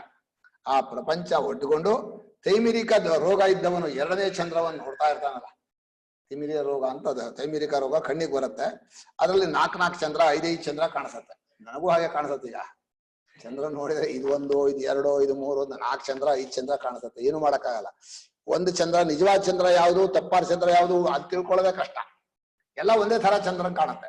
ಹೀಗೆ ಅನೇಕ ಚಂದ್ರ ದರ್ಶನದಂತೆ ಈ ಜಗತ್ತಿನಲ್ಲಿ ತುಂಬಾ ವಸ್ತುಗಳು ಚೆನ್ನಾಗಿದೆ, ಚೆನ್ನಾಗಿ ಯಾವ್ದಕ್ಕೆ ಹೋಗೋಣ, ಯಾವ್ದು ಇವನಿಗೆ ಇಲ್ಲೇ ಇದು ಸಂದೇಹ. ಎಲ್ಲ ಬಿಟ್ಟಾಕು ಅಂದ್ರೆ ಇಲ್ಲ, ಇದ್ರಲ್ಲಿ ಯಾವ್ದು ಆರಿಸ್ಕೊಂಡಿದ್ದೆ, ಎಲ್ಲ ಕೆಟ್ಟದೇ. ಕೆಟ್ಟದು ಒಳ್ಳೇದು ಅಂತ ನೀವ್ ಏನ್ ಹೇಳ್ತೀರಿ, ಅಷ್ಟು ಕೆಟ್ಟದೆ. ಆದ್ರೂ ಕೂಡ ಅದ್ರಲ್ಲಿ ಇದನ್ನ ಸ್ವಲ್ಪ ಚೆನ್ನಾಗಿದೆ, ಇದು ಸ್ವಲ್ಪ ಇಟ್ಕೊಳ್ಳೋಣ ನಮ್ದು. ಹೀಗೆ ಅವಿದ್ಯಾವಂತನಾದವನು ತನಗೂ ಬ್ರಹ್ಮಕ್ಕೂ ಸ್ವಲ್ಪ ಭೇದ ಮಾಡಿರು. ಆತ್ಮನಿ ಏತಸ್ಮಿನ್ ಬ್ರಹ್ಮಣಿ ಚ ಉತ್ ಅಂದ್ರೆ ಅಪಿ ಅಂತ ಅರ್ಥ, ಅರಂ ಅಂದ್ರೆ ಅಲ್ಪ ಅಂತ, ಉದರಂ ಅಂದ್ರೆ ಸ್ವಲ್ಪ ಅಲ್ಪಮಪಿ, ಅಂತರಂ ಛಿದ್ರಂ ಒಂಚೂರು ಭೇದ ಮಾಡ್ದ. ಹಿರಣ್ಯಗರ್ಭ ಹುಟ್ಟಿದ್ನಲ್ಲ ಒಬ್ಬನೇ ಇದ್ದ, ಅದು ಸ್ವಲ್ಪ ತಾನು ಬೇರೆ ಅಂತ ಇತ್ತು ಅವನಿಗೆ. ಭಯ ಆಗ ಯೋಚನೆ ಮಾಡ, ನಾನೇ ಇದೆಲ್ಲ ಆಗಿದ್ದೀನಿ, ನನಗೆ ಯಾಕೆ ಭಯ ಅಂತ. ಆಮೇಲೆ ಮನುಷ್ಯನಿಗೆ ಭಯ ಬರೋದು ಬಹಳ ಬೇಗ, ಆಮೇಲೆ ಹಿಂದ್ಗಡೆಯಿಂದ ವಿವೇಕ ಬಂದ್ರೆ ನಿಜವಾದ ಮನುಷ್ಯ. ವಿವೇಕ ಬರದೆ ಭಯದಿಂದ ಓಡಕ್ ಹತ್ತಿದ್ರೆ ಅವನಿಗಿನ್ನ ಅಲ್ಲಿ ಇರೋ ಸತ್ಯನೋ ಗೊತ್ತಾಗಲ್ಲ. ಮೋಟ್ ಮರ ಕಳ್ಳ ಅಂತ ತಿಳ್ಕೊಂಡು ಓಡ್ತಾ ಇದ್ದವನಿಗೆ ಆ ಮೋಟ್ ಮರ ಅಂತ ತಿಳ್ಕೊಳ್ಳೋ ಅವಕಾಶ ಸಿಗತ್ತಾ? ಯಾವುದೇ ವಸ್ತುವನ್ನ ಭಯದಿಂದ ಕಂಡು ಕೂಡಲೇ ಓಡೋಕ್ ಶುರು ಮಾಡ್ಬಿಡ್ತಾನೆ. ಆಯ್ತು, ಅದು ಇರೋ ಸತ್ಯನೂ ತಿಳ್ಕೊಳಕ್ಕಾಗಲ್ಲ. ಹೀಗಾಗಿ ಭೇದ ದರ್ಶನವೇ ಭಯಕ್ಕೆ ಕಾರಣ, ಭೇದ ಬುದ್ಧಿಯೇ ಭಯಕ್ಕೆ ಕಾರಣ. ಮನುಷ್ಯ ಪ್ರಪಂಚವನ್ನು ಈ ರೀತಿ ಮಾಡಿಕೊಂಡು ತನ್ನ ಸ್ವರೂಪವಾಗಿದ್ರು ಹೀಗೆ ಮಾಡ್ಕೊಂಡ. ತುಂಬಾ ಅನ್ಯಾಯ ಕಣ್ರೆ. ಭಗವಂತ ಅನುಗ್ರಹಕ್ಕೋಸ್ಕರ ಕೊಟ್ಟದ್ದು ಪ್ರಪಂಚನ. ನೋಡ್ರೋ, ನನ್ನನ್ನು ತಿಳ್ಕೊಳ್ರೋ, ನಂದೇ ಮಹಿಮೆ, ನಂದೇ ವಿಭೂತಿ, ನನ್ನನ್ನು ತಿಳ್ಕೊಳ್ಳುವಂತಹದ್ದು ಕಾರ್ಯಕಾರಣ ಪ್ರಕ್ರಿಯೆ ಹಿಡ್ಕೊಳ್ರೆ ಅಥವಾ ದೃಷ್ಟ ದೃಶ್ಯ ಪ್ರಕ್ರಿಯೆ ಹಿಡ್ಕೊಳ್ರೆ, ಒಂದು ಪ್ರಕ್ರಿಯೆಯಿಂದ ಪ್ರಪಂಚವನ್ನು ನಿಮ್ಮ ಸ್ವರೂಪವನ್ನು ಚೆನ್ನಾಗಿ ಅರ್ಥ ಮಾಡ್ಕೊಳ್ರಿ ಮುಂದೆ ಒಡ್ಡಿದ್ರೆ ಅವರು ಉಪನಿಷತ್ತಿಗೂ ಹೋಗ್ಲಿಲ್ಲ, ಗುರುಗಳ ಹತ್ರನೂ ಹೋಗ್ಲಿಲ್ಲ. ಹೋದ್ರು ಅಲ್ಲಿ ಪ್ರಪಂಚದಲ್ಲಿ ಆರಿಸ್ಕೊಳ್ಳೋ ಶುರು ಮಾಡಿದ್ರು, ಯಾವ್ದು ಚೆನ್ನಾಗಿರತ್ತೆ ಹೇಗಿರತ್ತೆ ಅಂತ. ಅದು ಈ ಆರಿಸ್ಕೊಳ್ಳುವಾಗ ಒಳಗಿರೋ ತನ್ನ ಕಾಮ ಇದೆಯಲ್ಲ, ಅದು ವಿವೇಕಕ್ಕೆ ಜಾಗ ಮಾಡ್ಕೊಡಲ್ಲ. ಯಾಕೆ ಆಸೆ ಬಂತು ಅಂತ ಕಾರಣನೂ ಕೇಳಲ್ಲ. ಬೇಕು ಅಂದ್ಮೇಲೆ ಬೇಕಪ್ಪ, ಹೋಗ್ಬೇಕು ಅಂದ್ರು ಹೋಗ್ಬೇಕು. ಯಾಕೆ ಹೋಗ್ಬೇಕು ಮತ್ತವ್ರಿಗೆ ಅದು ಗೊತ್ತಿಲ್ಲ, ಹೋಗ್ಬೇಕು. ಹೀಗೆ ಮನುಷ್ಯನಿಗೆ ಬೇಕು ಅಂತ ಒಂದ್ಸಲ ಹುಟ್ಟಾಕೊಂಡ ಅಂದ್ರೆ ವಿವೇಕ ಕಳ್ಕೊಂಡ ಅಂತ ಅರ್ಥ. ಎಲ್ಲ ಬೇಕುಗಳ ಹಿಂದೂ ಸರಿಯಾದ ಚಿಂತನೆ ಇರೋದಿಲ್ಲ, ಅದು ಖಂಡಿತ. ಹೀಗಾಗಿ ಭೇದ ದರ್ಶನವೇ ಬೇಕು ಅನ್ನೋದಕ್ಕೆ ಕಾರಣ, ಬೇಕು ಅನ್ನೋದೇ ದಾರಿ ತಪ್ಪಿಸೋ ಕಾರಣ. ಆಗ ಬೇಕು ಅನ್ನೋದು ಸ್ವಲ್ಪ ಆರಿಸ್ಕೊಂಡ್ಮೇಲೆ ಅದು ಬಿಟ್ಟೋಗತ್ತಲ್ಲ, ಭಯ ಶುರು ಆಗುತ್ತೆ.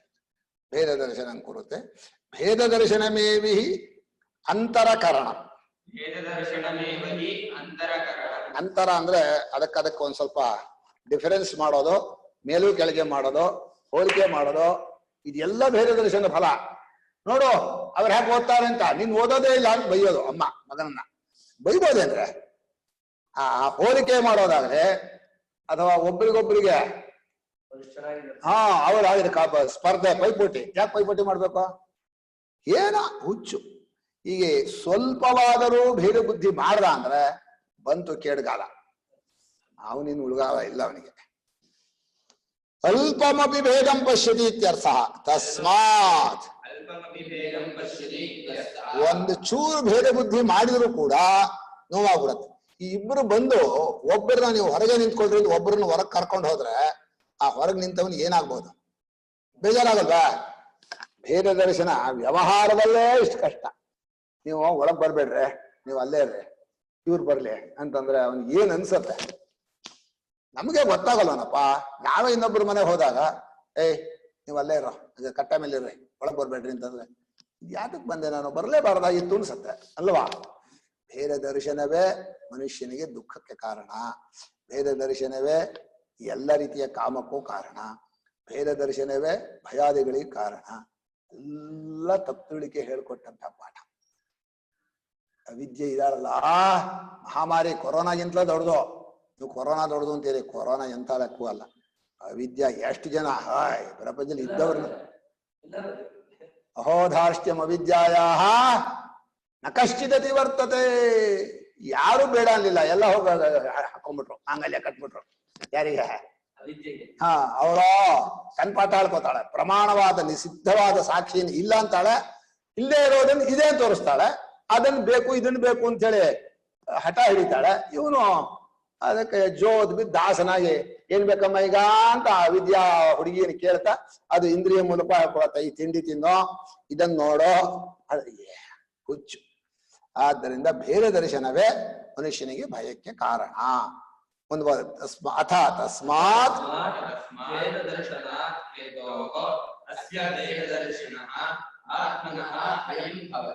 ಅಲ್ಲಿ ಅಥ ತಸ್ಯ ಭಯಂ ಭವತಿ ಅಂತ ವಾಕ್ಯ. ಆ ಅಥ ಅನ್ನೋದಕ್ಕೆ ಭಾಷ್ಯಕಾರರು ಆದ್ದರಿಂದ ಅಂತ ಅರ್ಥ ಮಾಡಿದ್ದಾರೆ. ತಸ್ಮಾತ್, ಈಗ ಭೇದದರ್ಶನ ಇರೋದ್ರಿಂದ, ಆ ಕಾರಣದಿಂದಲೇ ಈ ಭೇದದರ್ಶಿಯಾದಂತಹ ಮನುಷ್ಯನಿಗೆ ಆತ್ಮನಿಂದಲೇ ಭಯ. ಆತ್ಮನೇ ಅಭಯವಾಗಬೇಕಾಗಿತ್ತು, ಅವನೇ ಭಯ ಕಾರಣ. ಯಾರು ಅಭಯವನ್ನು ಕೊಡಬೇಕೋ? ಹಿರಣ್ಯಕಶಿಪುವಿಗೆ ಭಯ ಕೊಟ್ಟ ನರಸಿಂಹ ಪ್ರಹ್ಲಾದನಿಗೆ ಅಭಯವನ್ನು ಕೊಟ್ಟ ಅಲ್ವಾ? ಅಂದ್ರೆ ಆತ್ಮರೂಪನಾಗಿ ಕಂಡವನು ಎಲ್ಲ ಹೆದರಲ್ಲ. ಅಲ್ಲ, ಲಕ್ಷ್ಮಿಯೇ ಹೆದರ್ಬಿಟ್ಲು ಅಂತ ಕಥೆಯಲ್ಲಿ. ಬ್ರಹ್ಮ ಮಗ ಹೆದರ್ದ, ಹೆಂಡತಿ ಲಕ್ಷ್ಮಿ ಹೆದರಿಲ್ವೋ, ಅಯ್ಯೋಯ್ಯೋ ಇವನ್ ಗಂಡ ಅಲ್ಲ ಇಷ್ಟು ಸಿಟ್ಟು ಅಂತ ಹೇಳಿ ಎಲ್ಲ ಓಡೋದ್ರು. ಕೊನೆ ಪ್ರಹ್ಲಾದ ಹೋಗಿ ನಮ್ ಸ್ವಾಮಿ ಇವನು, ನನ್ನ ಸರ್ವೇಶ್ವರ ಅಂತ ಹೇಳಿ ತೊಡೆ ಮೇಲೆ ಕೂತ್ಕೊಂಡ್ಬಿಟ್ಟ. ಅಂದ್ರೆ ಮನುಷ್ಯನಿಗೆ ಅದ್ವೈತ ದರ್ಶನದ ಬಲ ಇದೆಯಲ್ಲ, ಬಹಳ ದೊಡ್ಡದು. ಹೀಗಾಗಿ ಅಭೇದ ದರ್ಶಿನಃ ಭೇದ ದರ್ಶಿನಃ ಆತ್ಮನಃ ಭಯಂ ಭವತಿ. ತನ್ನಿಂದಲೇ ತನಗೆ ಭಯ ಆಗತ್ತೆ. ಆತ್ಮನ್ ತಿಳ್ಕೊಂಡ್ರೆ ಭಯ ಹೋಗತ್ತೆ. ತಸ್ಮಾತ್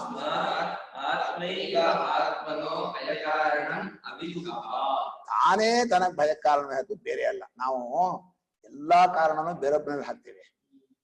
ಏನಿಲ್ಲ, ನೀನೇನೆ ದುಃಖಕ್ಕೆ ನಿನ್ನ ಅಭಿಮಾನವೇ ನಿನಗೆ ಕಾರಣ ಅಲ್ವಾ? ನಿನ್ನ ಕಾಮವೇ ಹುಚ್ಚೆ ನಿನ್ನ ಸುತ್ತಾಡ್ಸತ್ತೆ. ಕಾಮ ಅನ್ನುವಂತ ಬೇಡಿ ಹಾಕಿದ್ರೆ ಮನುಷ್ಯ ಏನ್ ಮಾಡ್ತಾನೆ? ಓಡ್ತಾ ಇರ್ತಾನೆ. ಆ ಬೇಡಿ ಬಿಚ್ಚರೆ ಏನ್ ಮಾಡ್ತಾನೆ? ನಿಂತ್ಕೋತಾನೆ. ಏನ್ ಸ್ವಾಮಿ ಬೇಡಿ ಹಾಕಿದ್ರೆ ಓಡಾಡ್ತಾನೆ ಅಂದ್ರೆ? ಹೌದು. ಎಂತದ ಆಶಾನಾಮ ಮನುಷ್ಯಾನಾಂ ಕಾಚಿದ ಆಶ್ಚರ್ಯ ಶೃಂಖಲ ಅಂದ್ರು. ಇದು ಒಂದು ವಿಚಿತ್ರವಾದಂತಹ ಬೇಡಿ. ಖಾಲಿ ಹಾಕ್ಬಿಡ್ರೆ ಓಡ್ತಾ ಇರ್ತಾರೆ. ಆ ಬೇಡಿ ಬಿಚ್ಚಿಬಿಡ್ರೆ ಪರವಾಗಿಲ್ಲ ಅಂತ ನಿಂತು ಬಿಡ್ತಾರೆ, ಹೋಗೋದೇ ಇಲ್ಲ. ಸ್ವಾಮಿ ಇದೇನ್ ವಿರುದ್ಧ ಬೇಡಿ ಹಾಕಿದ್ರೆ ಓಡ್ತಾರೆ. ಹೌದು, ಆಶಾ ಅನ್ನುವಂತ ಒಂದು ಬೇಡಿ ಇದೆಯಲ್ಲ, ಅದು ಸುತ್ತಾಡಿಸ್ತಾ ಇರತ್ತೆ. ಹೀಗೆ ಮನುಷ್ಯನಿಗೆ ತಾನೇ ತನಗೆ ಭಯಕ್ಕೂ ಕಾರಣ, ತಾನೇ ತನಕ್ಕೆ ದುಃಖಕ್ಕೆ. ಯಾವಾಗ ಅಭಿಮಾನ ಪಟ್ಕೊಂಡ್ರೆ, ನೀನು ಅಭಿಮಾನವಿಲ್ಲದೆ ಹೋದ್ರೆ ಏನಾದ್ರೂ ಬೈಲೆ, ಏನಾದ್ರೂ ಅಪಮಾನ ಮಾಡ್ಲೆ. ಅದಕ್ಕೆ ಕೃಷ್ಣ ಇದ್ನಲ್ಲ, ಯಾರು ಏನ್ ಹೇಳಿದ್ರು ಅಲುಗಾಡಿದ್ನ ಅವನ ತತ್ವದಿಂದ. ಯಾರು ಏನಾದ್ರು ತಿಳ್ಕೊಳ್ಳೆ, ಕಳ್ಳ ಅಂದ್ರು, ಜಾರ ಅಂದ್ರು, ಏನೇ ಹೇಳಿ ಅವನು ತನ್ನ ಸ್ವರೂಪದ ಆನಂದವಾಗಿತ್ತು. ಒಂದು ಚೂರು ಮಿಸುಕಾಡ್ಲಿಲ್ಲ. ಜನ ಆರೋಪ ಮಾಡಿದ್ರು ತತ್ವದ ನೆಲೆಯಲ್ಲಿದ್ದವನಿಗೆ ಎಂಥ ಒಂದು ಶಕ್ತಿ ಇರತ್ತೆ ಅಂತ. ಬಹಳ ಅದ್ಭುತವಾದಂಥದ್ದು ಭಗವಂತನ ಒಂದು ಲೀಲೆ ಇದೆಯಲ್ಲ. ಅವನು ಜನ್ಮವನ್ನ ತಾಳಿಯೂ ತೋರಿಸ್ತಾನೆ, ಸಾಕ್ಷಿಯಾಗಿದ್ದುಕೊಂಡೂ ಬುದ್ಧಿ ಹೇಳ್ತಾ ಇರ್ತಾನೆ, ಶಾಸ್ತ್ರ ಗುರುಗಳ ಮೂಲಕವೂ ಹೇಳ್ಕೊಡ್ತಾನೆ. ಅವತಾರದಿಂದ ಹೇಳ್ದ, ಕೃಷ್ಣಾವತಾರ ರಾಮಾವತಾರದಿಂದ ಪಾಠ ಹೇಳ್ಕೊಟ್ಟ. ಆದ್ಮೇಲೆ ತಾನು ಸಾಕ್ಷಿಯಾಗಿದ್ದುಕೊಂಡು ಬೇಡ ಕಳೋ ಕಾಡಿಗೆ ಹೋಗ್ಬೇಡ, ಪ್ರಪಂಚದ ಕಾಡಿಗೆ ಅಂತ ಸಾಕ್ಷಿಯಾಗಿ ಅಲ್ಲೂ ಪಾಠ ಹೇಳ್ದ. ಆಮೇಲೆ ಗುರುಗಳಿಂದ ಶಾಸ್ತ್ರಗಳಿಂದ ಅಲ್ಲೂ ಹೇಳಿಸ್ದ. ಇಷ್ಟಾದ್ರೂ ಇವ್ರು ತಿದ್ಕೊಳ್ಳಲ್ವಲ್ಲ, ಈ ಮನುಷ್ಯರು ಇಲ್ಲ ಅದೇ ಬೇಕು ಅಂತ ಹೇಳಿ ಜನಕ ಸುತ್ತೆ ಶಮಯ ಮಮ ಕನಕ ಮೃಗ ತೃಷ್ಣ. ಆ ದುಡ್ಡಿನ ಆಸೆ ಇದೆಯಲ್ಲ, ಅದು ಮೃಗತೃಷ್ಣ ಅಂತ ಚೆನ್ನಾಗಿ ಹಾಕಿದಾರೆ ಅವರು. ಕನಕ ಮೃಗ ತೃಷ್ಣ. ಮೃಗತೃಷ್ಣ ಅಂದ್ರೇನು? ಕನಕ ಮೃಗ ತೃಷ್ಣ. ಚಿನ್ನದ ಜಿಂಕೆ ಆಸೆ. ಚಿನ್ನದ ಜಿಂಕೆ ಆಸೆ ದುಃಖ ಪಟ್ಟವ್ರಿಗೆ ಗೊತ್ತಿರುತ್ತೆ ಎಷ್ಟು ಕಷ್ಟ ಅಂತ. ಆದ್ರಿಂದ ಜನಕಸುತೆ ನಿನಗೆ ಅರ್ಥ ಆಗಿದೆ ಕಣಮ್ಮ, ನನಗೆ ಕನಕ ಅನ್ನುವಂತ ದುಡ್ಡಿನ ಆಸೆಯನ್ನು ಬಿಡಿಸ್ಬಿಡು. ಚಿನ್ನದ ಆಸೆ ಪಟ್ಟು ಒದ್ದಾಡ್ಬಿಟ್ಟಿಲ್ಲ ನೀನು, ನನಗೆ ಶಮಯ ಮಮ ಕನಕ ಮೃಗ ಕೃಷ್ಣ. ಹೀಗೆ ಭಗವಂತ ಅಭಿಮಾನವನ್ನು, ಕಾಮವನ್ನು, ಭೇದ ಬುದ್ಧಿಯನ್ನು ನೀನ್ ಮಾಡಬೇಡಪ್ಪ, ಹಳ ಹೋಗ್ತೀಯ ಅಂತ ದಿನಾ ಪಾಠ ಹೇಳ್ತಾ ಇದ್ದಾನೆ. ಇವನ್ ಕೇಳಲ್ಲ. ಈಗ ಯಾರ್ಯಾರು ತಪ್ಕೊಂಡ್ರು ಅಂತ ಉಪನಿಷತ್ ಹೇಳುತ್ತೆ ಮುಂದೆ. ತದಪ್ಯೇಷ ಶ್ಲೋಕೋ. ಇವ್ರು ಸ್ವಲ್ಪ ಇದೆಯಾ? ಹಾ, ತದೇ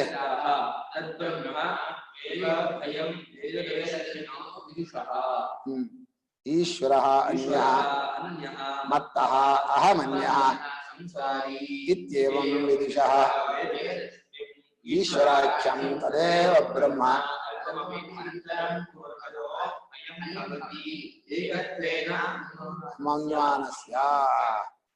ನೋಡು, ಆದ್ದರಿಂದ ಉಪನಿಷತ್ ತತ್ವೇವ ಭಯಂ ಅಂದ್ರು. ತತ್ವೇವ ಅದೇ ಭಯ ಕಣೋ. ಅದೇ ಅಂದ್ರೆ ಬ್ರಹ್ಮವೇ. ಯಾವ ಬ್ರಹ್ಮವು ನಿಮಗೆ ಅಭಯವನ್ನು ಕೊಡಬೇಕೋ ಅದೇ ಬ್ರಹ್ಮವೇ ಭಯ ಕಾರಣ ಆಗ್ಬಿಟ್ಟಿದೆಪ್ಪ. ಎಂಥ ನ್ಯಾಯ ಮಾಡ್ಕೊಂಡ್ರಿ ನೀವು. ಭೇದದರ್ಶಿಯಾದಂತ ಅವಿದುಷಃ ಅಂತ ಆಗ್ಬೇಕು. ಭೇದದರ್ಶಿನೋ ವಿದುಷಃ ಅಲ್ಲ. ಅದು ಏನಾಗ್ಬೇಕು? ಎಸ್ ಮಾರ್ಕ್ ಆಗ್ಬೇಕು. ಇದೇನಾ ಭಯಂ ಭೇದದರ್ಶಿನೋ ವಿದುಷಃ ಅಲ್ಲ ಕಣ. ಎಸ್ ಮಾರ್ಕ್ ಹಾಕೋಣ ಇಲ್ವಾ? ಜ್ಞಾತೃವಿಗೆ ಏನ್ ಬರ್ದಿದ್ದಾರೆ, ಅಜ್ಞಾನಿಗೆ ಅಂತ ಅರ್ಥ. ಭೇದವನ್ನು ಕಾಣುವಂತಹ ಜ್ಞಾನಿಗೆ ಅಂತಂದ್ರೆ ಜ್ಞಾನಿ ಆಗ್ತಾನ ಭೇದ ಕಾಣ, ಅಥವಾ ಜ್ಞಾತೃಗೆ. ಈಶ್ವರ ನನಗಿಂತ ಬೇರೆ, ನಾನು ಸಂಸಾರ. ಸ್ವಾಮಿ ನನ್ನ ಕೈಲಿ ಏನಾಗತ್ತೆ? ಏನು ಆಗಲ್ಲ. ಅವನು ಈಶ್ವರ ಅಂದ ಈ ಭೇದ ಬುದ್ಧಿ ಅಷ್ಟು ಉಪಾಸಕರಿಗೆ ಭಯ. ಇನ್ ಬಾಕಿಯವ್ರಿಗೆ ಏನ್ ಕೇಳ್ಬೇಕು? ಇತ್ಯೇವಂ ವಿದುಷಃ ಭೇದದೃಷ್ಟಂ ಈಶ್ವರಾಖ್ಯಂ. ಭೇದ ಬುದ್ಧಿಯಿಂದ ಈಶ್ವರ ಬೇರೆ ಇದ್ದಾನೆ ಅಂತ ತಿಳ್ಕೊಂಡ್ರೆ ಅದೇವ ಬ್ರಹ್ಮ, ಅದೇ ಬ್ರಹ್ಮವೇ ಆತ್ಮನಾಗಿದ್ರು ಕೂಡ ಅಲ್ಪಮಪಿ ಅಂತರಂ ಕುರ್ವತಃ, ಒಂದು ಚೂರು ಭೇದ ಮಾಡಿದ್ರು ಕೂಡ ಭಯಂ ಭವತಿ, ಅದೇ ಭಯವಾಗ್ತಾ ಇರುತ್ತೆ. ಯಾಕೆಂದ್ರೆ ಏಕತ್ವೇನ ಮನ್ಮಾನಸ್ಯ, ತಾನು ಅದು ಏಕ ಐಕ್ಯ, ತನಗೂ ಅವನಿಗೂ ಎಂದೂ ಬೇರೆ ಆಗಿಲ್ಲ ಅಂತ ತಿಳ್ಕೊಳ್ಳದೆ ಇರೋದೇ ಕಾರಣ. ಏಕತ್ವೇನ ಪದೇ ಪದೇ ಅದೇ ಪದವನ್ನು ಹಾಕ್ತಾ ಇದ್ದಾರೆ. ನೀವು ಆತ್ಮೀಕತ್ವವನ್ನು ತಿಳ್ಕೋಬೇಕಾಯ್ತು ಕಣೋ. ಅದಕ್ಕೆ ನಿನ್ ಜೀವನ ಹೀಗಾಗಿದೆ. ಎಲ್ಲೇ ನೋಡು, ಎಲ್ಲಾ ಕಷ್ಟ, ಎಲ್ಲಾ ದುಃಖ, ಎಲ್ಲಾ ಭಯ, ಎಲ್ಲ ಸಮಸ್ಯೆ, ಎಲ್ಲ ಪಾರತ ಇದೇ ಕಾರಣ. ಇದು ನಿಮ್ಗೆ ಅರ್ಥ ಆಗ್ತಾ ಇಲ್ಲ ಅಂತ ಹೇಳಿ ಶ್ರುತಿ ನಾನಾ ಪ್ರಕಾರವಾಗಿ ಹೇಳ್ತಾ ಇದೆ. ಆದ್ರಿಂದ ತಸ್ಮಾತ್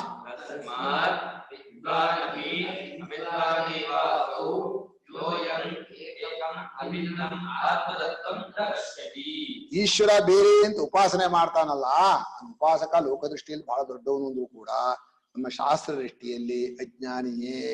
ಅವನು ವಿದ್ವಾನ್ ಅಂದ್ರೆ ಉಪಾಸಕನಾದರೂ ಈಶ್ವರ ದೊಡ್ಡವನು ಕೈ ಮುಗಿದ್ರು ಇನ್ ಭೇದ ಬುದ್ಧಿ ಮಾಡ್ತೀಯ ಇಲ್ವಾ? ಅವಿದ್ವಾನೇವ ಅಸೌ ಯೋಯಂ ಏಕಂ ಅಭಿನ್ನಂ ಆತ್ಮತತ್ವಂ ನ ಪಶ್ಯ. ತನಗಿಂತ ಬೇರೆ ಇಲ್ಲದ ಆತ್ಮ ಸ್ವರೂಪವನ್ನ ಅನುಭವದಲ್ಲಿ ಕಾಣಿಸ್ತಾ ಇದೆ. ಎಲ್ಲಿವರೆಗೆ ಅನುಭವ ರೂಪವಾದ ಜ್ಞಾನ ಬರೋಲ್ವೋ ಅಲ್ಲಿವರೆಗೆ ಭಾವನೆ ನಿಲ್ಲಲ್ಲ. ಭಾವನೆ ಸ್ವಲ್ಪ ದಿವಸ ಮಾಡಬಹುದು, ಆದ್ರೆ ಅನುಭವ ರೂಪವಾದ ಜ್ಞಾನ ಗಟ್ಟಿ, ಭಾವನಾ ರೂಪವಾದದ್ದು ದುರ್ಬಲ. ಯಾರ ಕಳಿಸ್ಬಿಡ್ತಾರೆ. ದಯಾನಂದರಿಗೆ ಪೂಜೆ ಮಾಡಕ್ ಹೋಗಿದ್ರು ಚಿಕ್ಕವರಾಯ್ತು. ಆ ಲಿಂಗದ ಮೇಲೆ ಇಲಿ ಓಡಾಡ್ತಾ ಇತ್ತು. ಏನ್ ತರ್ಕ ಮಾಡಿದ್ರು? ಈಶ್ವರ ಅಂತೀರಿ, ಮೈ ಮೇಲೆ ಓಡಾಡೋ ಇಲಿ ತಪ್ಪಿಸ್ಕೊಳಕ್ ಆಗಲ್ಲ, ಇವನೆಂತ ಈಶ್ವರ ಅಂದ್ರು ಬಿಟ್ಟಾಕ್ರು. ಸಣ್ಣ ವಿಚಾರ. ಆ ಇಲಿನೂ ಈಶ್ವರನೇ, ಆ ಶಿಲೆ ಲಿಂಗವೂ ಈಶ್ವರನೇ ಅಂತ ಅದೆಲ್ಲ ಯೋಚನೆ ಮಾಡ್ಲಿಲ್ಲ ಅವರು.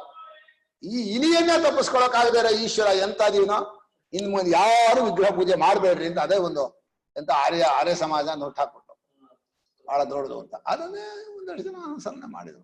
ಅಲ್ಲ, ನಮ್ಮ ಸಮಾಜದಲ್ಲಿ ಅಧಿಕಾರಿ ಭೇದದಿಂದ ಎಲ್ಲರಿಗೂ ಜಾಗ ಇದೆ. ಅಂದ್ರೆ ಅವರವರವರ ಬುದ್ಧಿಗೆ ತಕ್ಕ ಹಾಗೆ ಉಪಾಸನೆ ಮಾಡ್ಬೋದು, ಆದ್ರೆ ಅದು ಪೂರ್ತಿ ಅಲ್ಲ ಅಂತ ಶ್ರುತಿ ಹೇಳುತ್ತೆ. ಆದ್ರಿಂದ ಯಾರು ಆತ್ಮತತ್ವವು ತನಗಿಂತ ಬೇರೆ ಇಲ್ಲ ಅಂತ ತಿಳ್ಕೊಂಡಿಲ್ವೋ ಅವರೆಲ್ಲ ಅಜ್ಞಾನಿಗಳೇ. ಆದ್ರೆ ಬಾಕಿಯವರ ದೃಷ್ಟಿಗೆ ಸ್ವಲ್ಪ ಉತ್ತಮ. ಈಶ್ವರನ ಆರಾಧನೆ ಮಾಡೋನು ಉತ್ತಮ, ಆದ್ರೆ ಈಶ್ವರನ ತಾನೂ ತಿಳ್ಕೊಂಡಿಲ್ವಲ್ಲ. ಹೀಗೆ ಆತ್ಮತತ್ವ ತನಗಿಂತ ಬೇರೆ ಇಲ್ಲ ಅಂತ ತಿಳ್ಕೊಳ್ದೆ ಹೋದ್ರೆ ಅವಿದ್ವಾನೇವ ಅಸೌ, ಅಜ್ಞಾನಿ ಆಗಿದಾನಪ್ಪ. ಅದು ಏನ್ ಮಾಡೋದು? ತಿಳ್ಕೊಳ್ಳೋ ಯೋಗ್ಯತೆ ಇಲ್ವಲ್ಲ, ಬುದ್ಧಿಯಲ್ಲೇ ಸಾಮರ್ಥ್ಯ ಇಲ್ವಲ್ಲ. ಆದ್ರಿಂದ ಹೀಗಾಗಿದೆ. ಅಂತ ಹೇಳಿ ಭಯಕ್ಕೆ ಕಾರಣವನ್ನ ಬ್ರಹ್ಮವೇ ಅಂತ ಹೇಳಿದ್ರು. ಈ ಬ್ರಹ್ಮ ಮನುಷ್ಯರಿಗಲ್ಲ, ದೊಡ್ಡ ದೊಡ್ಡವರಿಗೂ ಭಯಕ್ಕೆ ಕಾರಣ ಆಗಿದೆ. ಸ್ವಾಮಿ ನಾವು ಹೆದರಿದ್ದಷ್ಟೇ ಅಲ್ಲ ಅವರು ಕೂಡ ಅಂತ ನಮ್ಮಲ್ಲಿ ತಮಾಷೆ ಮಾಡೋರು. ವೆಂಕಟೇಶು SSLC ಫೇಲ್ ಅಂದ್ರೆ ಅದಿನ್ನೂ ಫೇಲು, ನಾನೊಬ್ಬನೇ ಅಲ್ಲ ಇನ್ನೂ ಜನ ಇದ್ದಾರೆ ಅಂತ. ನಾವು ಮನುಷ್ಯರು ಅಷ್ಟೇ ಅಲ್ಲ ಹೆದರಿರೋದು, ಮಹಾ ದೇವತೆಗಳು ನಡುವೆ ಹೋಗಿದ್ದಾರೆ. ಆ ಯಕ್ಷ ರೂಪದಿಂದ ಬಂದಾಗಲೂ ಹಾಗೆ ಆಯ್ತು. ಈ ಇಂದ್ರಾದಿ ದೇವತೆಗಳೆಲ್ಲ ನಡುಗ್ತಾ ಇದ್ದಾರೆ.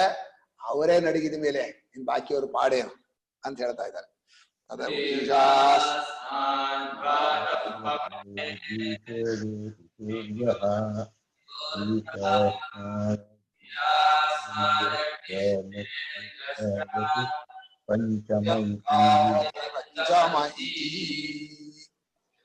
ಈಗ ಭಾಷ್ಯಕಾರರು ಈ ಮಂತ್ರವನ್ನ ವ್ಯಾಖ್ಯಾನ ಮಾಡ್ತಾ ಬಹಳ ಚೆನ್ನಾಗಿ ಹೇಳ್ತಾ ಇದ್ದಾರೆ.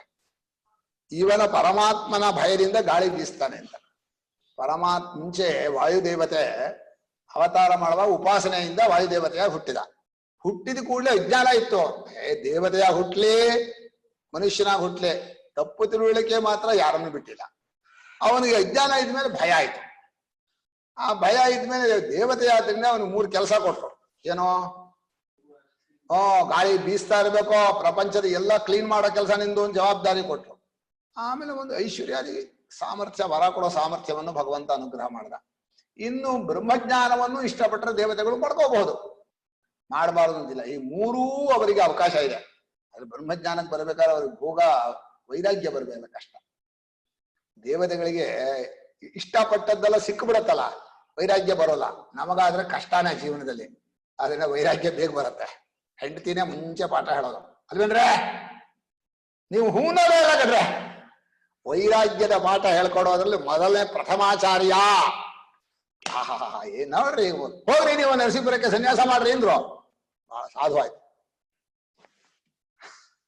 ಅಂದ್ರೆ ಮನುಷ್ಯನಿಗೆ ಒಳ್ಳೆ ದಾರಿಗೆ ತಂದ್ಕೊಡೋಕೆ ಯಾರಾದ್ರೇನಂತೆ, ಅವಳ ಹೆಂಡತಿ ಆದ್ರೇನು, ತಾಯಿ ಆದ್ರೇನು, ತಮ್ಮನಾದ್ರೇನು, ಯಾರೋ ಒಬ್ರು. ಹೀಗೆ ವಾಯುದೇವತೆ ದೇವತೆಯಾಗಿ ಹುಟ್ಟಿದ್ರು ಕೂಡ ತನ್ನ ಕೆಲಸ, ತನ್ನ ಡ್ಯೂಟಿ ಮಾಡ್ತಾನೆ ಇರ್ಬೇಕು. ಯಾಕಂದ್ರೆ ತಲೆ ಮೇಲೆ ಇದಿದೆ, ಪರಮಾತ್ಮನ ಆಜ್ಞೆ ಇದೆ. ಬಡದು ಬಿಡ್ತಾನೆ. ಅಯ್ಯೋ ಬೇಡ ಮಾರಾಯ ಅಂತೇಳಿ ವಾಯುದೇವತೆ ಹೆದರಿಕೆಯಿಂದ ಪ್ರಪಂಚದಲ್ಲಿ ಬೀಸ್ತಾನೇ ಇರ್ತಾನೆ. ಭಯದಿಂದ ಸೂರ್ಯ ಟೈಮಿಗೆ ಕರೆಕ್ಟ್ ಆಗಿ ಉದಯವಾಗ್ತಾನೆ, ನಿಲ್ಸೋದೇ ಇಲ್ಲ ಅವನು. ಭಾನು ಸುಕೃದ್ಯುಕ್ತ ತುರಂಗ ಇವ ರಾತ್ರಿಂದಿವಂ ಗಂಧವಃ ಪ್ರಯಾತಿ. ಕೇಳಿದೀನಾ? ಭಾನು ಸುಕೃದ್ಯುಕ್ತ ತುರಂಗ ಏವ ಅಂದ. ರಥ ಹತ್ತಿ ಮೊದಲನೇ ಸಲ ಛಾಂದದ ಸೃಷ್ಟಿ ಆರಂಭದಲ್ಲಿ ನಿಲ್ಸೇ ಇಲ್ಲ, ರಥನ ಹೋಗ್ತಾನೆ ಇರ್ಬೇಕು. ಯಾಕೆಂದ್ರೆ ಡ್ಯೂಟಿ, ಪ್ರಪಂಚಕ್ಕೆಲ್ಲ ಬೆಳಕು ಕೊಡ್ಬೇಕು. ಆದ್ರಿಂದ ಭಾನು ಸುಕೃದ್ಯುಕ್ತ ರಾತ್ರಿಂದಿವಂ ಗಂಧವಃ ಪ್ರಯಾತಿ. ಗಾಳಿ ಹಗಲು ರಾತ್ರಿ ಅಂತ ಇಲ್ದೆ ಅವನ ಪಾಪ ಹಗಲು ಕಾಣಿಸ್ತಾನೆ, ನೀವು ಹಗಲು ರಾತ್ರಿ 2 ಹೊತ್ತು ಮಾಡ್ಬೇಕು. ಶೇಷ ಸದಾ ಇತ ಭೂಮಿ ಭಾರ. ಶೇಷ ಆದಿಶೇಷ ತಲೆ ಮೇಲೆ ಭೂಮಿ ಇಟ್ಕೊಂಡಿರ್ಬೇಕು, ಪ್ರಪಂಚದ ಇಳಿಸೋ ಆಗುವುದಿಲ್ಲ. ಹಾಗೆ ಷಷ್ಠಾಂಶ ವೃತ್ತೈರಪಿ ಧರ್ಮ ಏಷ. ರಾಜನ ಇದ್ದವನಿಗೂ ಹಾಗೆ ರೆಸ್ಟ್ ಇಲ್ಲ, ಅರೆಸ್ಟ್ ಯಾವಾಗಲೂ ರಾಷ್ಟ್ರಹಿತ ಮಾಡ್ತಾನೇ ಇರ್ಬೇಕು ಅಂತ ಕಾಳಿದಾಸ ಚೆನ್ನಾಗಿ ಹೇಳಿದ್ದಾರೆ. ಇದು ಕಾಳಿದಾಸನ ವಾಕ್ಯ ಶಾಕುಂತಲ ಓದಿದ್ಯಾ? ಎಂತದು ಓದಲ್ಲ ನೀನ್ ಬಿಡ. ಹೀಗೆ ಸೂರ್ಯನು ಪರಮಾತ್ಮನ ಭಯದಿಂದ ಕಾಲಕ್ಕೆ ತಕ್ಕಂತೆ ಉದಯವಾಗ್ತಾನೆ. ಇನ್ನು ಅಗ್ನಿ, ಇಂದ್ರ, ಈಶಾಸ್ಮಾತ್ ಅಗ್ನಿಶ್ಚೇಂದ್ರಶ್ಚ. ಅಗ್ನಿ ಈ ಲೋಕಕ್ಕೂ ಆ ಲೋಕಕ್ಕೂ ಇದು ದೂತ. ಅಗ್ನಿಧೂತಂ ವೃಣೀಮಹೇ ಹೋತಾರಂ ವಿಶ್ವವೇದ ಸಮ್ಮತೆ. ಯಾಕಂದ್ರೆ ಎಲ್ಲಾ ದೇವತೆಗಳನ್ನು ಕರ್ಕೊಂಡ್ ಬರಬೇಕು, ಅವರಿಗೆ ಹವಿಸ್ಸನ್ನು ತಲುಪಿಸ್ಬೇಕು, ಈ ಲೋಕದಿಂದ ಆ ಲೋಕಕ್ಕೆ ಕರ್ಕೊಂಡು ಹೋಗ್ಬೇಕು, ರಶ್ಮಿಗಳ ಮೂಲಕ ಎಲ್ಲ ಮನುಷ್ಯರನ್ನು ತಲುಪಿಸ್ಬೇಕು. ಆ ಹೊಟ್ಟೆ ಒಳಗೆ ಇದ್ಕೊಂಡು ಎಲ್ಲ ಆಹಾರ ಜೀರ್ಣ ಮಾಡ್ಬೇಕು, ಆ ಜೀರ್ಣವಾದ ಆಹಾರವನ್ನು ಹಂಚಬೇಕು. ಹೀಗೆ ಅಗ್ನಿಗೂ ದೊಡ್ಡ ಕೆಲಸ, ಹವ್ಯ ಕವ್ಯಾದಿಗಳು, ಆಹಾರ ಪಚನಾದಿಗಳು ಎಲ್ಲ ಕೆಲಸವೂ ಅಗ್ನಿಗೆ. ಇಂದ್ರ ಬಲಾಭಿಮಾನಿ ದೇವತಾ, ಆ 3 ಲೋಕವನ್ನು ರಕ್ಷಣೆ ಮಾಡಬೇಕು, ಕಾಲಕ್ಕೆ ಮಳೆ ಇದೆಲ್ಲ ಕೊಡಬೇಕು. ಹೀಗೆ ಒಬ್ಬೊಬ್ಬ ದೇವತೆಗೂ ಕರ್ತವ್ಯವನ್ನ ಇಟ್ಟಿದ್ದಾನೆ. ಇದ್ರ ಜೊತೆ ಕೊನೆಯವನು ಮೃತ್ಯು, ಅವನು ಓಡಿ ಬರ್ಬೇಕು. ಟೈಮ್ ಆಯ್ತು ಹೋಗೋ ಅಂತ ಹೋಗ್ಬೇಕು, 1 ಮಿನಿಟ್ ವ್ಯತ್ಯಾಸ ಮಾಡೋ ಹಾಗಿಲ್ಲ. ಯಾರ್ಯಾರದ್ದು ಮುಗೀತೋ ಅವರ ಹತ್ರ ಹೋಗಿ ಕರ್ಕೊಂಬ ಅದನ್ನ, ಅವನೇನ್ ಮಾಡಿದ ನೋಡು, ಅದು ಶಿಕ್ಷೆ ಕೊಡು, ಅದಕ್ಕೆ ನೋಡು ಅಂತ ಹೇಳಿ ಮೃತ್ಯುರ್ಧಾವತಿ ಪಂಚಮಃ. 5ನೇ ಮೃತ್ಯುವು ಕೂಡ ಹೆದರ್ಕೊಂಡು ಈ ರೀತಿ ಪರಮಾತ್ಮನ ಆಜ್ಞೆಯನ್ನ ಪಾಲಿಸ್ತಾ ಇದ್ದಾರೆ. ಅಂದ್ರೆ ಇನ್ನೊಬ್ಬರ ಅಧೀನವಾಗಿರುವುದು ಅನ್ನೋದು ಕೂಡ ಅಜ್ಞಾನ, ಭಯ. ಮತ್ತೊಬ್ಬರ ಅಧೀನವಾಗಿ ಪರತಂತ್ರನಾಗೋದು ಯಾವುದರಿಂದ? ಅಜ್ಞಾನದಿಂದ, ಭಯದಿಂದ. ಕೆಲಸಕ್ಕೆ ಸೇರಿ ಎಸ್ ಸರ್ ಅಂತಾರಲ್ಲ, ಎರಡು ಕಾರಣ. ಒಂದು ತಪ್ಪು ತಿಳುವಳಿಕೆ, ಇನ್ನೊಂದು ಭಯ. ದುಡ್ಡು ಕೊಡಲ್ಲ. ಅದೆರಡು ಹಿಂದೆ ಕಾಮ ಇದೆ. ಕಾಮ ಇಲ್ಲದೆ ಆಗಲ್ಲ. ಆದ್ರೆ ಅಜ್ಞಾನ, ಭಯ ಅನ್ನೋದು ಪ್ರಪಂಚವನ್ನೇ ಆಳತ್ತೆ, ಏನು ಮಾಡಕ್ಕ. ಈಗ ನೋಡಿ, ಭಾಷ್ಯಕಾರರು ಬರೀತಾರೆ, ಇದು ಬಹಳ ಒಳ್ಳೆ ವಾಕ್ಯ.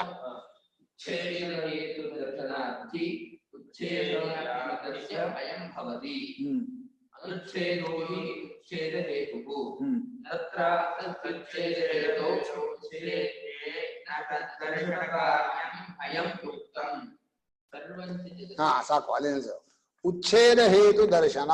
ಹಿ ಉಚ್ಛೇದ ಅಂದ್ರೆ ನಾಶ, ಸತ್ತೋಗೋದು. ನಾಶವಾಗೋದಕ್ಕೆ ಕಾರಣ ಕಂಡ್ರೆ ಭಯ, ನಾಶವಾದ ಮೇಲೆ ದುಃಖ. ನಾಶವಾಗೋದಕ್ಕೆ ಕಾರಣ ಕಂಡುಗಳೇ ಕೈಕಾಲು ನಡ್ಗತ್ತೆ. ಹುಲಿ ಬಂತು ಅಂದ್ರೆ ದೇಹ ಹೋಗ್ಬಿಡತ್ತೆ ಅಂತ ಕೈಕಾಲ ಕಡಕಡ ನಡ್ಗತ್ತೆ. ಇನ್ನು ಕೈಯೋ ಕಾಲ ಕಚ್ಚಿಬಿಟ್ರೆ ದುಃಖ, ಅದು ಬೇರೆ.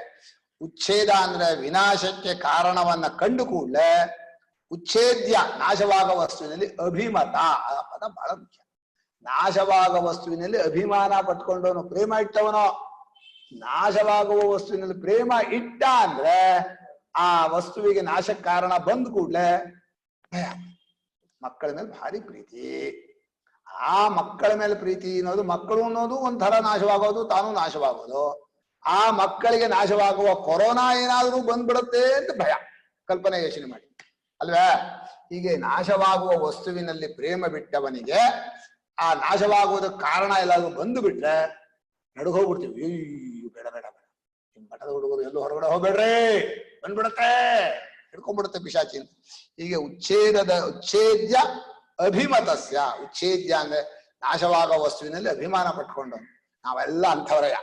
ಕೆಟ್ಟ ವಸ್ತುವಿನಲ್ಲಿ ಅಭಿಮಾನ ಪಟ್ಕೊಂಡು ನಾಶವಾಗೋದು ಬೇಡ ಅಂತ ದೇವರಲ್ಲಿ ಕೇಳಿಸ್ತೀವಿ, ಅದು ಆಗೋದೂ ಇಲ್ಲ. ಮನುಷ್ಯ ವಿನಾಶವಾಗುವ ವಸ್ತುವಿನಲ್ಲಿ ಪ್ರೇಮ ಇಟ್ಟು ಅದು ವಿನಾಶವಾಗೋದು ಬೇಡ ಅಂದ್ರೆ ಆಗದೆ ಇರುತ್ತೆ. ಅಂದ್ರೆ ಈಗ ಒಂದಷ್ಟು ಪೆಟ್ರೋಲ್ ಚಲ್ ಬಿಡ್ತೀನಿ ಇಟ್ಕೊಳ್ಳಿ, ಪೆಟ್ರೋಲ್ ಎವಾಪರೇಟ್ ಆಗತ್ತೆ. ದೇವ್ರನ್ನ ಪೂಜೆ ಮಾಡ್ರಿ, ಪೆಟ್ರೋಲ್ ಎವಾಪರೇಟ್ ಆಗೋದು ಬೇಡ ಅಂತ ಪೂಜೆ ಮಾಡಿದ ಅದು ಹಾಗೆ ಇರುತ್ತಾ? ಹೋಗ್ಯಾವತ್ತಲ್ಲ, ಏನು ಮಾಡಕ್ ಬರಲ್ಲ. ಹಾಗೆ ಯಾವ್ದು ನಾಶವಾಗತ್ತೋ ಅದ್ರಲ್ಲಿ ನೀವು ಪ್ರೇಮ ಇಟ್ರೆ ಆ ನಾಶವಾಗುವುದಕ್ಕೆ ಕಾರಣ ಬಂದು ಕೂಡಲೇ ಭಯ ಆಗುತ್ತೆ. ಎಷ್ಟು ಚೆನ್ನಾಗಿ ಬರ್ತೀಯ ನೋಡ್ರಿ. ಉಚ್ಛೇದ ಹೇತು ದರ್ಶನಾತ್ ಹಿ ಉಚ್ಛೇದ್ಯ ಅಭಿಮತಸ್ಯ ಭಯಂ ಭವತಿ. ಭಯಕ್ಕೆ ಕಾರಣ ಹೀಗೆ.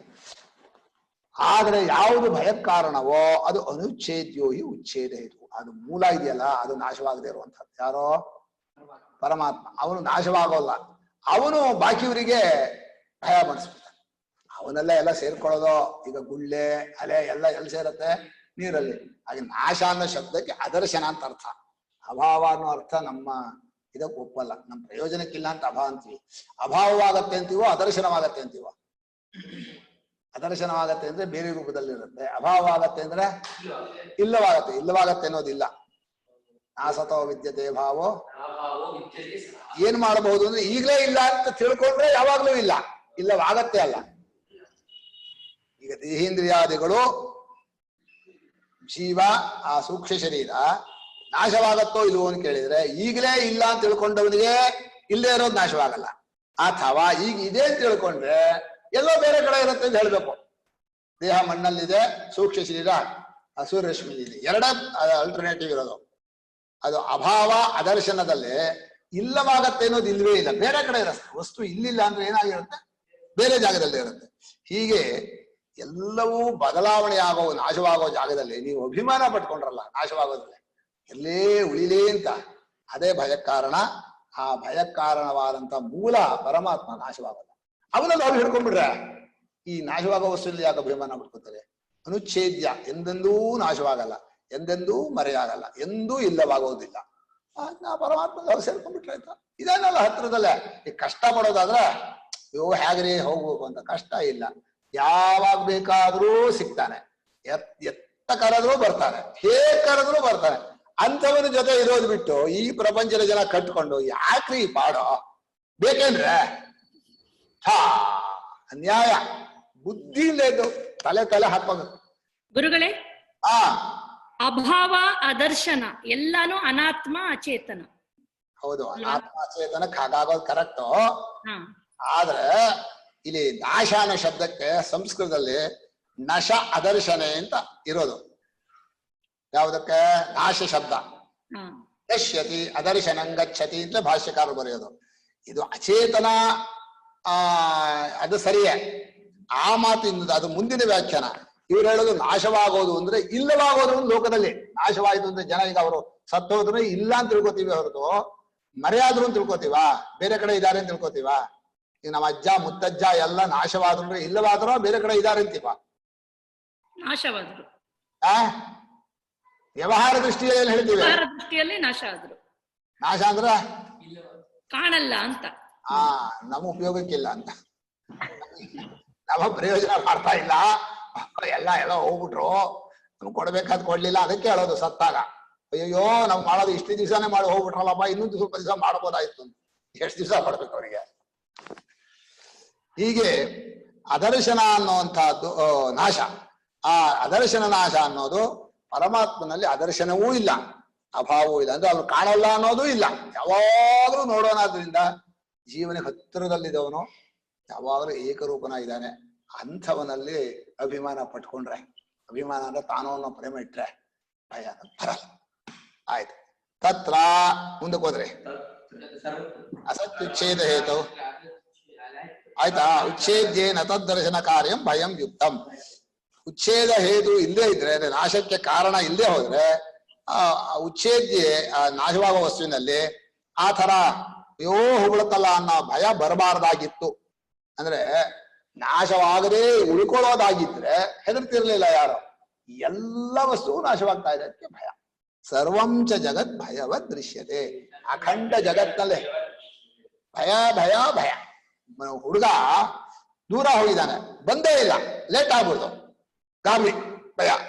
ಯಾಕೋ ಬರ್ಲಿಲ್ಲ, ಎಲ್ಲೋ ಬಿದ್ದುಬಿಟ್ಟಿದ್ದಾನೆ, ಆಕ್ಸಿಡೆಂಟ್ ಆಗ್ಬಿಟ್ಟಿದೆ, ಎಲ್ಲೋ ಬಿದ್ದಿದ್ದಾನೆ. ನನ್ನ ಮೂರಲ್ಲಿ ಒಂದು ತಮಾಷೆ ಕಥೆ. ಉಪಕರ್ಮದ ದಿವಸ ಎರಡನೇ ಮಗ ತೋಟಕ್ಕೆ ಹೋಗ್ಬಿಟ್ಟಿದ್ದಾನೆ. ಉಪಕರ್ಮ ನಾಳೆ. ಇವರು ಮೊದಲನೇ ಮಗ ಯಜ್ಞೋಪವೀತವನ್ನು ನುರಿತಾ ಇದ್ದಾನೆ. 1 ಗಂಟೆ ಆಯ್ತು, 2 ಗಂಟೆ ಆಯ್ತು, ಎರಡನೇ ಮಗ ಬರ್ಲಿಲ್ಲ. ಅವರ ಅಪ್ಪ ಮಗ ಬರ್ಲಿಲ್ಲ ಅಂತ ಹೇಳಿ ಹಿಂದೆ ಮುಂದೆ ಓಡಾಡ್ತಾ ಇದ್ದಾರೆ ಮನೆಗೆ. ಹೋಗೋ ಗುಂಡನ್ ನೋಡ್ಕೊಂಬಾರೋ ಅಂತ ಅಣ್ಣನ ಹತ್ರ 2 ಸಲ ಹೇಳಿದ್ರು. ಅವನು ಬರ್ತಾನೆ ಅಂತ ನುರಿತಾನೇ ಇದ್ದ, ಹೋಗ್ಲಿಲ್ಲ. ಅವನು 3 ಸಲ ಹೇಳಿದ್ರು ಹೋಗ್ಲಿಲ್ಲ. ಸಿಟ್ಟು ಬಂದ್ಬಿಡ್ದು. ಅವನು ಕಪ್ಪಲ್ ಬಿದ್ದು ಸತ್ತೋಗಿದ್ದಾನೆ, ಉಪಕರ್ಮ ಇಲ್ಲ, ಹೋಗಿ ನೋಡ್ಕೊಂಬ ಹೋಗು ಅಂತ ಬೈದ್ರು. ಅಂದ್ರೆ ಮನುಷ್ಯನಿಗೆ ಗಾಬರಿಯಲ್ಲಿ ಎಲ್ಲ ಆಕ್ಸಿಡೆಂಟ್ ಆಗಿ ಸತ್ತೋಗಿದ್ದಾನೆ. ಭಯದಲ್ಲಿ ಮನುಷ್ಯನಿಗೆ ಹೇಗಾಗತ್ತೆ ಅಂತ. ಲೇಟ್ ಆದ ಕೂಡ್ಲೆ ಕೆಟ್ಟ ಯೋಚನೆ ಶುರುವಾಗತ್ತೆ. ಆ ಕೆಟ್ಟ ಯೋಚನೆಯಲ್ಲಿ ಏನೇನೋ ಬೇಡವಾದ, ಹೀಗಾಗ್ಬಿಟ್ಟಿದೆಯೋ ಹಾಗಾಗ್ಬಿಟ್ಟಿದೆ. ಹೀಗೆ ಮನುಷ್ಯನಿಗೆ ಉಚ್ಛೇದನಾಶ ಅನ್ನೋದು ಕಂಡಿರೋದ್ರಿಂದಲೇ ಭಯ ಆಗೋದು. ಜಗತ್ತಿನೆಲ್ಲ ಭಯ ಇದೆ, ಆದ್ರೆ ಪರಮಾತ್ಮ ಒಬ್ಬ ನಾಶವಿಲ್ಲದೆ ಇದ್ದವನು ಜೊತೆಯಲ್ಲಿದ್ದಾನೆ. ತಸ್ಮಾತ್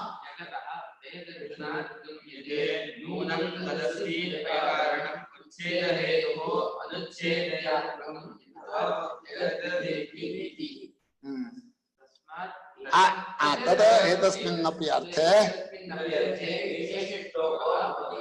ಆದ್ರಿಂದ ಜಗತ್ನಲ್ಲಿ ಭಯ ಕಂಡಿದೆ, ಎಲ್ಲೆಲ್ಲರೂ ಹೆದರ್ತಾ ಇದ್ದಾರೆ, ಅವರು ಇವರು ಅಲ್ಲ, ಎಲ್ಲ ಭಯದಲ್ಲಿ ಇರೋದ್ರಿಂದ ಖಂಡಿತ ಭಯಕ್ಕೆ ಕಾರಣವಾದಂತಹ ಎಲ್ಲವನ್ನು ತನ್ನೊಳಗೆ ನುಂಗುವ, ತಾನು ನಾಶವಾಗದೇ ಇರುವಂತಹ ಬ್ರಹ್ಮ ಅನ್ನೋದೊಂದಿದೆ. ಬ್ರಹ್ಮ ಏನ್ ಮಾಡ್ತಾನೆ ಗೊತ್ತಾ? ತೋರಿಸ್ತಾನಲ್ಲ, ಆಕಾಶಾದಿ ದೇಶ ಕಾಲಾದಿ ಎಲ್ಲ ನುಂಗ್ ಹಾಕ್ಬಿಡ್ತಾನೆ, ಇಡೀ ಅವಸ್ಥೆಯನ್ನ ತನ್ನೊಳಗೆ ತಿಂದ್ಬಿಡ್ತಾನೆ. ಅಯ್ಯೋ ಮೃತ್ಯುವೇ ಉಪ್ಪಿನಕಾಯಿ ಅವನಿಗೆ. ಯಾರ ಯಸ್ಯ ಬ್ರಹ್ಮಚ ಕ್ಷತ್ರಂಚ ಉಭೇ ಭವತ ಓದನಃ ಮೃತ್ಯುರ್ಯಸ್ಯೋಪಸೇಚನಂ. ಅವನೇ ಹೇಳ್ತಾನೆ ಯಮ, ನಾನೇ ಉಪ್ಪಿನಕಾಯಿ ಅಂತ. ಅಂದ್ರೆ ಎಂಥ ಜೋರಿರಬಹುದು ಬ್ರಹ್ಮದ ಶಕ್ತಿ. ಅಖಂಡ ವಿಶ್ವ, ಎಚ್ಚರ ಪ್ರಪಂಚ ಎಷ್ಟು ದೊಡ್ಡದು. ನಮ್ಮ ಗುರುಗಳು ಪರಮಾರ್ಥ ಚಿಂತಾಮಣಿಯಲ್ಲಿ ಅವಸ್ಥೆಗಳ ವೈಶಾಲ್ಯ ಅಂತ ಒಂದು ಬರ್ದಿದ್ದಾರೆ. ನಿಜವಾಯು ದಿವಸ ಒಂದ್ಸಲ ಓದ್ಬೇಕು. ಇಷ್ಟು ದೊಡ್ಡ ಅವಸ್ಥೆ ಮುಂದೆ ಅಡ್ಕೊಂಡಿದ್ರೆ ಒಂದು ದುಃಖವೂ ಪಡೆದೆ, ಒಂದು ಆಯಾಸವೂ ಇಲ್ಲ, ಎಲ್ಲ ನುಂಗಿ ನೀರು ಕುಡಿದು ತನ್ಪಾಡಿ ತಾನು ಸುಷುಪ್ತಿಗೋ ಸ್ವಪ್ನಕ್ಕೋ ಹೊರಟು ಹೋಗ್ತಾನೆ. ಅಯ್ಯೋ ಹೋಗ್ಬಿಡ್ತಾರ ಅವಸ್ಥೆ ಅಂತ ಅಳೋದಿಲ್ಲ. ಈ ಅವಸ್ಥೆ ಒಳಗಿದ್ದವರು ಒಂದು ಚೂರು ಕಳ್ಕೊಂಡ್ರೆ ಲಭ ಲಭ ಹೊಯ್ಕೋತಾರೆ. ಅಯ್ಯೋ ಅದು ಹೋಗ್ಬಿಡ್ತು, ಇದು ಹೋಗ್ಬಿಡ್ತು. ಅಂದ್ರೆ ಅವಸ್ಥೆಯೇ ಹೋಗಿದೆ, ಅದು ಒಳಗಿರೋ ಒಂದು ಚುಕ್ಕಾಣಿ ಅವಸ್ಥೆ ದೃಷ್ಟಿಯಿಂದ ಇಲ್ಲಿರೋ ವ್ಯಕ್ತಿಗಳಾಗಲಿ ವಸ್ತುಗಳಾಗಲಿ ಯಾವ ಲೆಕ್ಕ. ಹೋಗ್ಬಿಟ್ರು, ಅಯ್ಯೋ ಅಯ್ಯೋ ಹೋಗ್ಬಿಟ್ರು, ಇವ್ರು ಹೋಗ್ಬಿಟ್ರು, ಏನ್ ಹೋಯ್ತು, ಎಲ್ಲ ಹೋಯ್ತಾರ? ಅದೇ ಸ್ವರೂಪ. ಆ ಪರಮಾತ್ಮ ಹೇಳ್ದ, ಅಷ್ಟನ್ನು ನಾನು ತಿಂದು ಹಾಕ್ತೀನಿ, ಯೋಚನೆ ಮಾಡ್ಬೇಡ ಅಂತೇಳಿ. ಎಲ್ಲಕ್ಕೂ ಭಯ ಕಾರಣವಾದ ತಾನು ಎಂದೂ ನಾಶವಾಗದಿರೋ ಬ್ರಹ್ಮ ಒಂದಿದೆ, ಹಾಗೇನೆ ಜಗತ್ತೆಲ್ಲ ಗಡಗಡ ಗಡ ನಡುತ್ತಾ ಇದೆ ಅಂತ ಹೇಳಿ ಪರಮಾತ್ಮನು ಇದಾನೆ ಅನ್ನೋದಕ್ಕೆ ಪರಮಾತ್ಮನೇ ಭಯ ಕಾರಣ ಅನ್ನೋದನ್ನು ಒಂದು ಯುಕ್ತಿಯನ್ನು ತೋರಿಸ್ತಾ ಇದೆ ಶ್ರುತಿ. ಎಲ್ಲ ಹೆದರ್ತಾ ಇರೋದ್ರಿಂದ ಪರಮಾತ್ಮ ಇದೆ ಅಂತ. ಈ ಬ್ರೆಟ್ರಾನ್ ರಸಲ್ ಅನ್ನೋನು ನಿಮ್ಮ ಭಯವೇ ಪರಮಾತ್ಮನನ್ನು ಸೃಷ್ಟಿಸಿದೆ ಅಂತ ಒಂದು ವಾಕ್ಯ ಹೇಳಿದ್ದ. ಭಯದಿಂದ ಮನುಷ್ಯ ಸೃಷ್ಟಿ ಮಾಡಿದ್ದಾನೆ, ಮನುಷ್ಯ ಪರಮಾತ್ಮ ಮನುಷ್ಯನ ಸೃಷ್ಟಿ ಮಾಡಿದಾನೆ ಅಂತ ಹೇಳ್ಬೇಕು. ಇವ್ರೇನ್ ಹೇಳ್ದ, ಮನುಷ್ಯನ ಭಯ ದೇವರನ್ನು ಸೃಷ್ಟಿ ಮಾಡಿದೆ, ನಾವು ಭಯವಿಲ್ಲದೆ ಇದ್ದವರು ದೇವರನ್ನು ಒಪ್ಪಲ್ಲ ಅಂತ ನಾಸ್ತಿಕ. ನಾನು ಹೇಳಿದೆ, ನೀನು ಒಪ್ಪದೆ ಹೋದ್ರೆ ದೇವರು ಇಲ್ಲ ಅಂತ ಆಗಲ್ಲ. ಅನುಭವ ಮನುಷ್ಯ ನಾನು ಒಪ್ಪಲ್ಲ ಅಂದ್ರೆ ಸಕ್ಕರೆ ಸಿಹಿ, ತಾನು ಒಪ್ಪಲ್ಲ ಅಂದ್ರೆ ಸಕ್ಕರೆ ಸಿಹಿ ಅಲ್ವಾ? ಹಾಗೆ ಪರಮಾತ್ಮನ ಸಾಕ್ಷಿಯಾಗಿ ಅನುಭವದಲ್ಲಿದ್ದಾಗ ಅವನು ನಾನು ಒಪ್ಪಲ್ಲ ಅಂದ್ರೆ ನೀವು ಒಪ್ಪದೆ ಹೋದ್ರೂ ಇಲ್ಲ, ನಿನಗಿಲ್ಲ ಅಷ್ಟೇ. ಭಯದಿಂದ ದೇವರು ಸೃಷ್ಟಿಯಾಗಿಲ್ಲ, ಭಯ ಇರೋದ್ರಿಂದ ಅಭಯಕ್ಕೆ ಕಾರಣನಾದ, ಭಯಕ್ಕೂ ಕಾರಣದ ಪರಮಾತ್ಮ ಇದ್ದಾನೆ ಅಂತ ಶ್ರುತಿ ಹೇಳಿದೆ. ತಪ್ಪರ್ಥ ಮಾಡೋದು, ಎಲ್ಲೆಲ್ಲೋ ಎಳ್ಕೊಂಡು ಹೋಗೋದು. ಈ ನಾಸ್ತಿಕರಾದವ್ರು ಮಾಡೋದೇ ಹೀಗೆ, ಏನೋ ಒಂದು ಎಲ್ಲೋ ಒಂದು ಕಡೆ ವಾಕ್ಯನ ಎಳ್ಕೊಂಡು ಹೋಗಿ ಹಾಗರ್ಥ ಹೀಗರ್ಥ ಮಾಡಿ ಕೆಡಿಸ್ಬಿಡ್ತಾರೆ. ಶಾಸ್ತ್ರವನ್ನು ಕೆಡಿಸ್ತಾರೆ, ಜನರನ್ನು ದಾರಿ ತಪ್ಪಿಸ್ತಾರೆ. ಆಯ್ತು, ಈಗ ದೇವತೆಗಳು ಯಾರ್ಯಾರು ಹೆದರಿದ್ರು ಅಂತ ಒಂದು ವಾಕ್ಯವನ್ನು ಹೇಳ್ತಾರೆ. ಹೌದಪ್ಪ.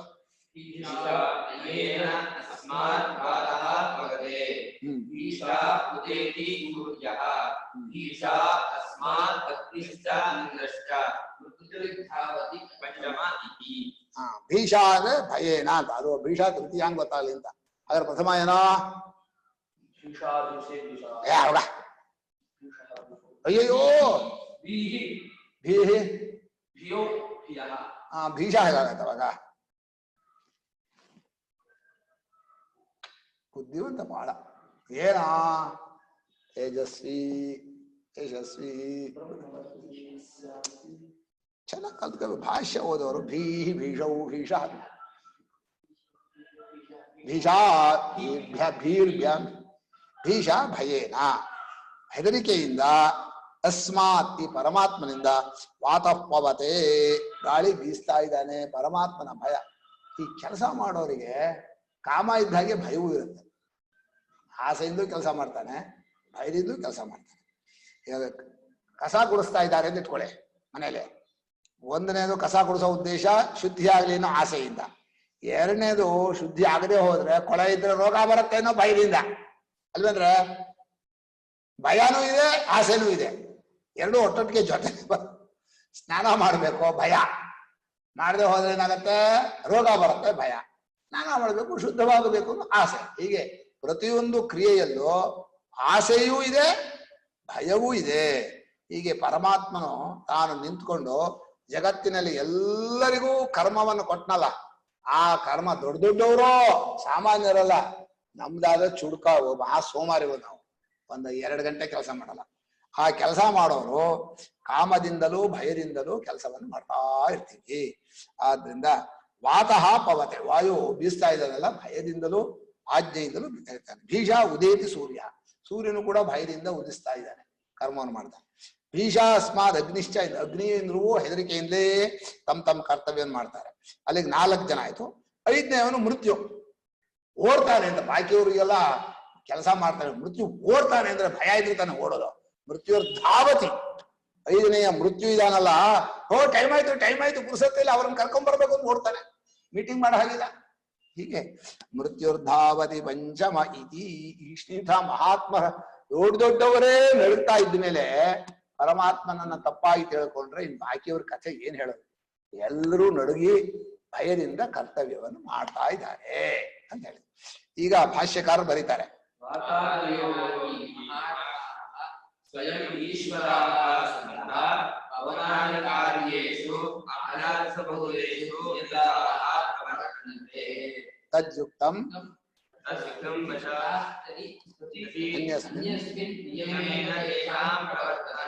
ತಸ್ಮಾತ್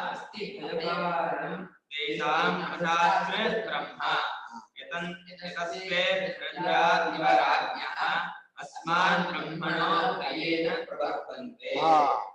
ವಾತಾದಿಂದ ವಾಯು, ಸೂರ್ಯ, ಅಗ್ನಿ, ಇಂದ್ರ, ಯಮ 5 ಜನರು ಕೂಡ ಮಹಾರಹರು, ಭಾರಿ ಗೌರವ ಉಳ್ಳವರು, ಭಾರಿ ದೊಡ್ಡ ದೊಡ್ಡ ಸ್ಥಾನದಲ್ಲಿದ್ದವರು, ದಿಕ್ಪಾಲಕರು, ಸಾಮಾನ್ಯರಲ್ಲ. ಅಂಥವರು ತಾವೇ ಈಶ್ವರರು ಆಗಿದ್ದಾರೆ ಅಂದ್ರೆ ಎಲ್ಲರನ್ನು ನಾವೇ ಕಂಟ್ರೋಲ್ ಮಾಡೋದು. ಅವರು ಕೂಡ ತಮ್ಮ ಕೆಲಸವನ್ನ ಭಯದಿಂದ ಮಾಡ್ತಾ ಇದ್ದಾರೆ. ಆಯಾಸ ಬಹುಲ, ಏನ್ ನಿಲ್ಸೋ ಹಾಗೆ ಇಲ್ಲ, ಉದಯಾಸ್ತಮಯ ನಿಲ್ಸೋ ಹಾಗೆ ಇಲ್ಲ. ಯಮ ಹೋಗಿ ಎಳ್ಕೊಂಬರಲೇಬೇಕು. ಅದು ಕೊರೋನಾ ಬಂದಾಗ ಬಹಳ ಡ್ಯೂಟಿ ಜಾಸ್ತಿ. ಎಷ್ಟು ಜನ ಹೋಗ್ತಾರೋ ಅಷ್ಟು ಜನ ಎಳ್ಕೊಂಬರ್ಬೇಕಲ್ಲ. ಕೊರೋನಾದಲ್ಲೇ ಹೋದ್ರು ಇದಕ್ಕೆ ದಿಢೀರ್ ಬರ್ತಾರೆ. ಹೀಗೆ ಮೃತ್ಯುವಾಗಿ ಎಲ್ಲರೂ ಕೂಡ ತಮ್ಮ ಆಯಾಸ ಬಹುಲ ಬಹಳ ಕಷ್ಟಪಡುವಂತಹ ಕೆಲಸದಲ್ಲಿ ನಿಯತವಾಗಿ ತೊಡಗ್ತಾ ಇದ್ದಾರೆ. ಹೀಗೆ ನೋಡಿದರೆ ಪ್ರಶಾಸ್ತ್ರವಾದ ಪರಮಾತ್ಮ ಎಲ್ಲರನ್ನು ಆಳುವಂಥವನು. ಅವರು ನಿಯಮವಾಗಿ ಅವರ ಕೆಲಸದಲ್ಲಿ ತೊಡಗಿಸ್ತಾನೆ. ಹಾಗೆ ರಾಜನಾದವನು ಭೃತ್ಯರನ್ನ ತನ್ನ ಕೆಲಸ ಮಾಡ್ತಾನೋ ಹಾಗೆ ಮಾಡಿಸ್ತಾ ಇದ್ದಾನೆ. ಆದ್ರಿಂದ ಎಲ್ಲರ ಭಯಕ್ಕೂ ಕಾರಣವಾದ ಬ್ರಹ್ಮವನ್ನ ಇದೇ ಮುಂಚೆ ತಿಳ್ಕೊಳ್ಳಿ. ಆ ಬ್ರಹ್ಮ ಇದೇ ಅಂತ ತಿಳ್ಕೊಂಡ್ರೆ ಅವನನ್ನ ಅರ್ಥ ಮಾಡ್ಕೊಳಕ್ ಪ್ರಯತ್ನ ಮಾಡ್ತೀರಿ. ಮೊದಲು ಅಸ್ತಿ ಅಂತ ತಿಳ್ಕೊಬೇಕಂತ.